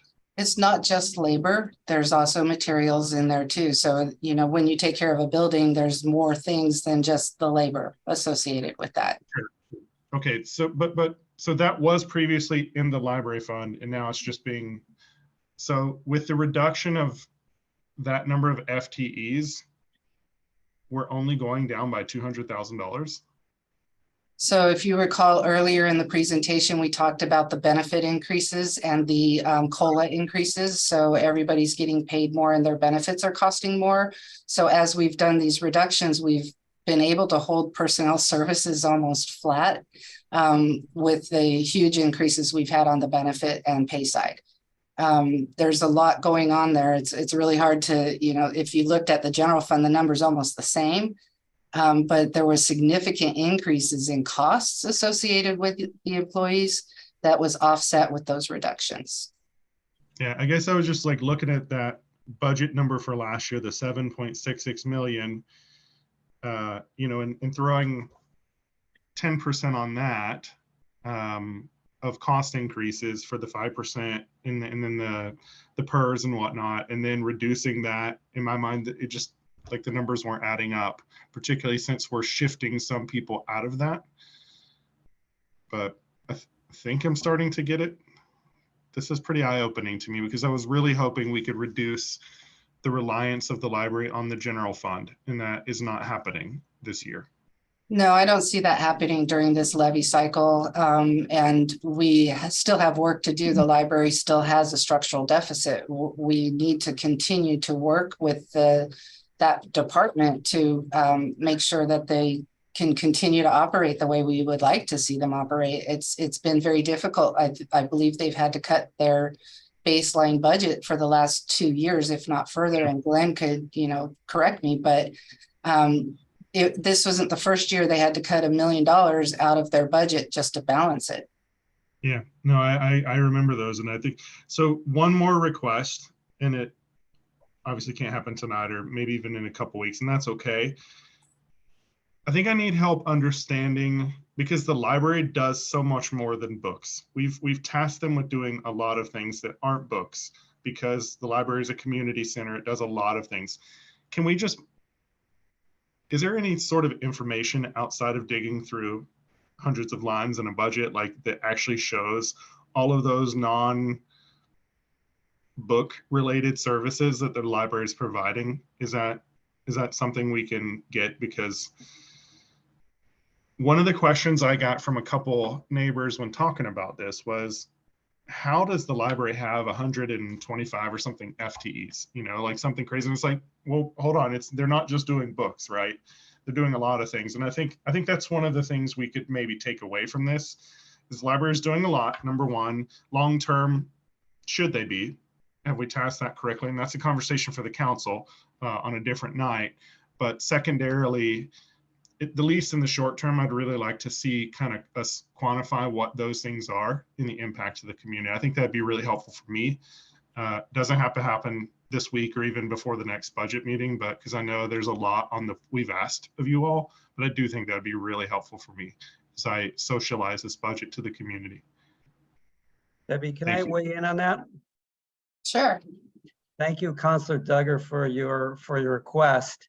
I think you'll find if you actually go through, and here we're doing the deep dive now, take a look at the library fund budget as proposed, and you look at the different program areas, in particular, for example, our community engagement, you'll find a lot of that information that you're looking for as far as what else are we doing besides just providing books to people. So I would recommend that every member from the budget committee that is who's interested in that information, start there. And then I'd be happy to compile into one document, if that would be helpful for the committee, a list of all the, quote unquote, non-book related programs and services that we're providing the community. But I think you'll actually find most, if not all, that detail that you're looking for actually in the library fund budget as proposed. Yeah, Glenn, that's a very fair comment, and I will do my homework. We, just got the budget a few hours ago, so I haven't had a chance to dig through everything. But I do think it is something in our separate from the budget conversation that we really need to educate the community on too, because we've tasked you guys with doing so much and do an amazing job at it. I want to be very clear about that. But I just think we need to move the needle on the story on that too. And I don't think a budget committee or a budget document is going to do that with sufficient respect to the work that is happening and to the employees that are doing that work. I just want to make sure that that the community knows about that. That's duly noted. So thank you. Appreciate it. Yep. Okay, we have a question from Rachel.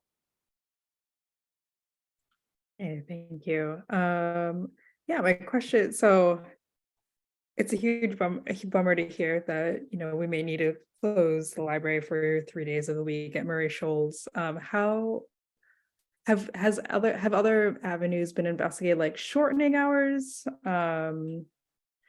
I don't know. I live in Central Beaverton, so I usually go to the main branch, but having that as like a resource that is open, daily, that I know is open at some point, like it just feels like a huge bummer for the South Beaverton community to lose 3 full days. Is there any way of like shortening hours and like being open 5 days a week, for example? Or is this like the most cost-effective way to do it, while still maintaining that branch?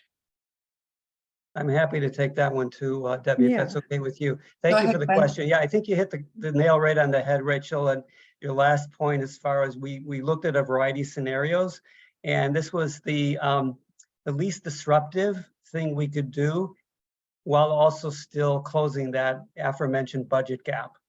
So in other words, if we were to go down to 5 days a week instead of 4, we wouldn't be able to balance our budget. Got it. Okay. And then what days are being closed, and how has that decision been made, or has that decision been made? Yeah, so we've landed on reducing the days of service from 7 to 4, and we're in the process of looking at a variety of data points, and also we'll be engaging staff and making the determinations as far as which days to remain in service and which days to close, because we want to try to provide maximum benefit and services to the public. So that is a process that's currently underway. Okay, thank you. And also just to mention that we wouldn't be reducing those hours until the end of August, because we're going to make sure that it stays open for the summer. That's great. Thank you. Great. Thank you, everyone. Nadia. Yeah, I was actually phoning a friend if the chief could come back. I don't know if she's still around. I had a couple questions. Hey, friend. I am right here. This is more, I think, for maybe the edification of this group. Can you give me an update on what's going on with the youth service officer? Because I know that that's been kind of going back and forth, the SRO program.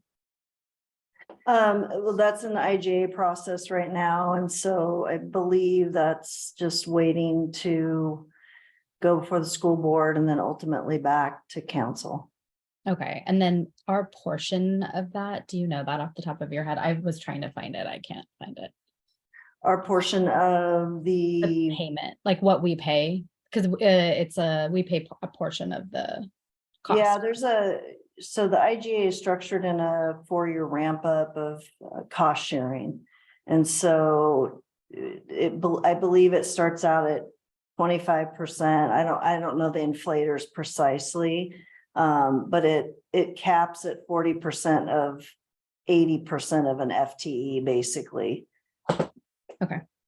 I think just like a general comment, I'd love to just like dig in because I really want us to be thinking more about like restorative practices and like alternatives to policing and like ways that we are doing that. I know, Chief, that like I see some of that sprinkled in throughout, but I really want to make sure like all of our police funding or public safety funding focuses on those types of like programs. So I don't know that we need to do that today, but I'd love like maybe even, I know we're having you back sometime in the future to talk about the stop data, but I'd love to just like do more of that because I think that's a really important area that we've got opportunity to, you know, based on where we're going. Switching gears, this question's for the mayor. Mayor, I think it was a week or two ago where you mentioned like, I think it was a 20% cut in your budget. Is that here or was that, or am I misunderstanding? Because I didn't see that, but I wanted to make sure. It is true, and the city manager is going to have to explain that because I have no idea.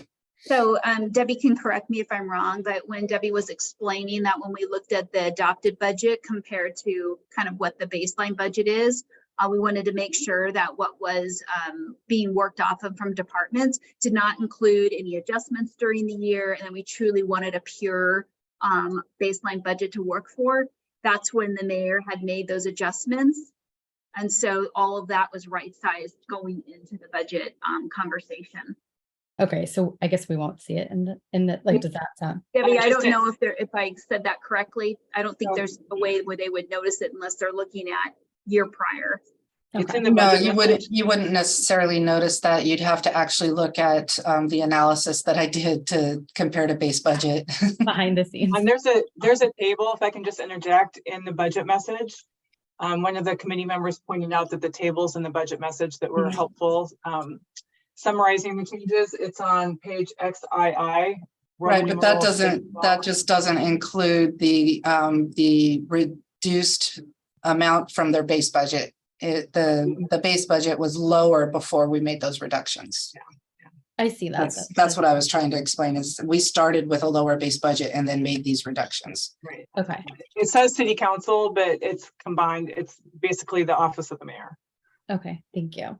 And then this is more just like a general question, and this might go to Jenny. I know we're doing like our subcommittee work with roles and responsibilities. Do we know when that will roll out? Because I feel like, does it have impacts to this, or is it just going to be unrelated and we'd revisit it? It doesn't have impacts to that work, and I do anticipate having some type of draft on rules of procedure by the end of summer. That is our goal. Okay. I think those are my questions. Oh, I'm just gonna make one comment for this is more for counselors, but of course, budget committee members enjoy. There is a page, I'll give you a couple minutes. It's called the principles, budget guiding principles. It's right before the citywide summary. I think it was Team Debbie, whoever that was, that started working on principles, and the fiscal sustainability committee members had an opportunity to weigh in. I specifically wanted to make sure that we called out diversity, equity, inclusion, and climate sustainability. So that is an added sort of number. I think it's really like, this is a, you know, I see this as another policy document that helps guide decision making. And so I gave it my input. I think I was actually out of country, but I was like, I need to make sure this gets in. So I encourage, you know, even our committee members and or counselors, like really like give this a read, because I think this also will help us just continue like from a long-term perspective, know how the city manager can take direction on the work and the initiatives that we want to have. That's all for now. Kevin. Thank you. This question will be for Glenn, Debbie, or Jenny. Last year, there was a spike, not a huge spike, but a small spike in contributions and donations for library revenue. And it looks like it's dropping back down to kind of a baseline rate that existed before. Is that contributions and revenue or contributions and donations like Friends of the Library contributions and donations, or is it something else?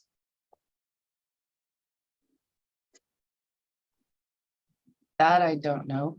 I wasn't here, but did you get a grant, Glenn? Is that the Yeah, so program I saw grant? that Yeah, I saw that spike, Counselor Teeter, and I'm thinking that's probably the LSTA grant that we received for $105,000 for the bookmobile. Yeah.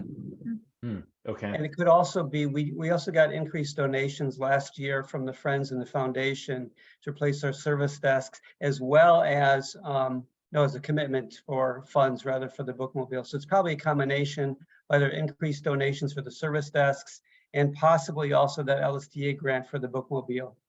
Okay. Yeah, I would think it was the grant for the bookmobile would be the largest portion of that. Okay. So when we get donations from Friends of the Library, it would go into that line item. Like that's where it stays. I'm just trying to figure out how Yes, the money moves. that's where donations would go. Yes. Okay. Okay, thanks. And if you want details, just ask. We can give you details. Okay, thanks. Yeah, I'm wrapping my head around all this as fast as I can. Thanks. Edward. Yeah, just a quick question. In the beginning of Debbie's presentation, you mentioned about 21 priorities or guiding principles. Hmm? I was just wondering, isn't 21 too many? Maybe cut it Well, down. they all have different subjects, so it's you know, I mean, sure, you could cut it down, but they're depending on what you're looking at, they all have relevance. I do understand, but I was just hoping maybe you can come up, you know, every time you have elected position, they always ask you what is your 3 priority. So I'm just saying it's good that you have 21, but maybe next year or 2 focus on, you know, few, move on to the other one, because I don't think we can tackle everything. So these are not priorities. These are guiding principles on the lens we look through as we develop the budget and the different things that we consider as we develop the budget. So if you look at the very first one, it's talking about that we will develop our budget and have a long-range financial plan, and that we'll conduct it in a transparent fashion, right? And it goes on. And so those kinds of things, they are, it's a policy kind of the council to say, these are the things, the lens I want you to look through as you develop the budget that you're going to bring forward for us to eventually adopt.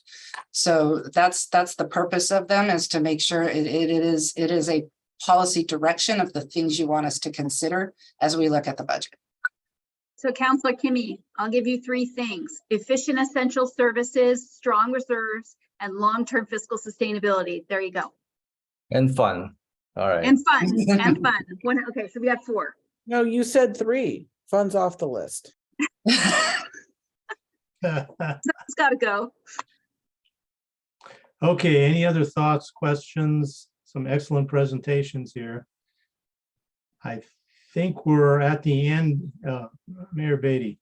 Yeah, I just want to make sure that, you know, I want to encourage the budget committee that our job is high level and the structural deficit we have is enormous. And I know that it is past practice in our old form of government to come back with amendments, doing $10,000, $20,000 amendments. I would just encourage you to talk to the city manager, talk through ideas that you have. And, you know, they have done a lot of this work. Even, you know, my office, when we met with the finance team, they went over line by line. I mean, it was like an inquisition. I had to defend every single item in there. They called bullshit on things. I just, as somebody that had to go through the internal process, I want you to know, like, that's the level of detail Jenny was forcing department heads to go through. And while I'm not an official department head, I do manage a budget, and I was expected to go through the same process and reduce my budget, you know, by 20%, which was more than we asked everyone else. But what we were doing in that was really justifying every single line item. So Jenny has done so much of that very detailed work in this budget. And so I know your inclination is to go to this binder and start highlighting and coming back with cuts. The thing that is challenging for us in the role that we're in is we don't see the unintended consequences of saying, oh, we're going to take $100,000 from this budget, or we're going to move it over here. What we need to do is give guiding direction and principles and high level. And I just want to encourage you to take that mindset, look through the guiding principles. I mean, Edward's only going to pick 3. The rest of you could look through all of them and really know that is how the budget was shaped for us. And so I just want us to encourage us to do that. If you need to talk to the city manager, if you need to talk to me, I have a long time with the budget. I have I have a lot of concerns that you guys have too. This is not going to be easy. For the elected officials in this room, the community elected us to make hard choices, and that is what we're going to be doing over the next few weeks. For the budget committee members, you were appointed, sorry, during a time where we had a lot more money and you thought it was going to be a lot funner, to Councilor Edwards' point. But I think we have to make hard decisions over the next couple of weeks. So my recommendation to you is read the budget through the lens of the guiding principles, through the understanding of where we are, and then ask the city manager questions. You could do it, send emails, then we all see the questions you're asking. And so that's helpful for us when we do that. That way staff have time to respond. And remember, they all have their regular job that's going on outside of us asking questions. So don't wait till the day before and send 200 questions to the city manager. Send them as you're reading it, get responses back. They're happy to answer all of our questions. So I just want to anticipate our workload and how we're going to do this. And every question you ask is distributed to all of us. So it's helpful for us to see where other people are coming from as well. Thank you. Great advice. Nadia, did you have another comment? Well, I was probably a follow-up to that. Jenny, can you give us some really clear specifics? Like, what is the ask? And just so you all know, my first call to Jenny today was like, why did we get this 3 hours before? Because it's a lot, but I know how hard staff is working. So we're trying to build a ton of stuff. So I acknowledge that this feels like really overwhelming, as does the presentation. And so I think, Jenny, can you just help us understand what is the right process if budget committee maybe more for budget committee members and counselors as well, so that we can make sure we're following a unified process? Yeah, I think in terms of follow-up. Yes. I have questions, I read my budget. What am I supposed to do?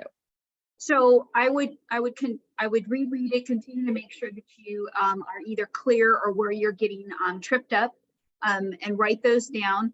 Some people will get confused between, what does it mean that I'm in the weeds and I'm in the program level versus the policy level? Can you explain that to me?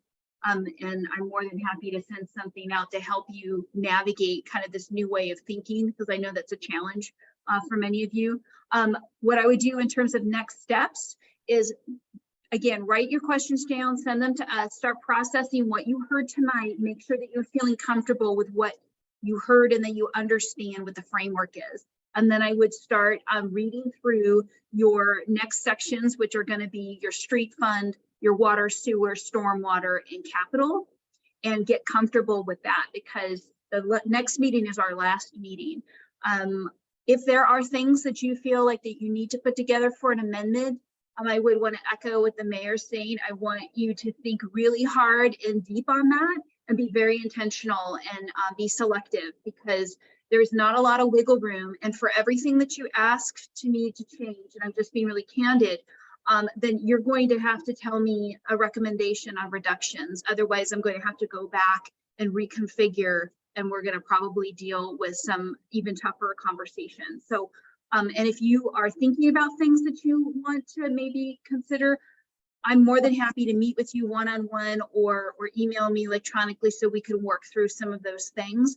But I want the subcommittee to be really, or the committee to be very thoughtful when they start making amendments, because there's a domino effect. And so we really want to be thoughtful about that. So I don't know if that helps, Councilor Hudson, on that.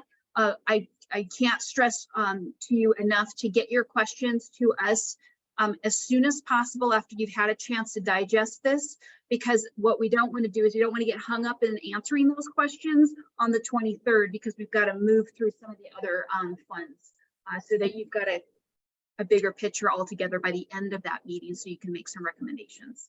And just to clarify, who's us, right? I just want to make sure everyone knows. The committee is us. Okay. Yeah, either. So Susan will send out the presentation after this meeting. She will copy Jenny and myself. If you just respond to that email with your questions, we'll all get it. And then we'll be able to manage that process for you. And like Jenny said, the sooner you can get those questions to us, the better. We will try to compile answers and get them out to the whole group so that, because other people may have the same question, and that way we could really make this a more efficient process. And everything will get shared with the committee. So if you're asking questions, it's not just going to be a one-way street. We want to make sure that what we do for one, we do for all, so that you all have that information. Thank you. Okay. Does anyone want to give a motion to recess? So moved. He gets to do it as the chair. He doesn't even need a recommendation. Oh, okay. Then we're recessed until the 23rd. Thanks, everyone. This was very informative. Good night. Thank you. Thank you, everybody.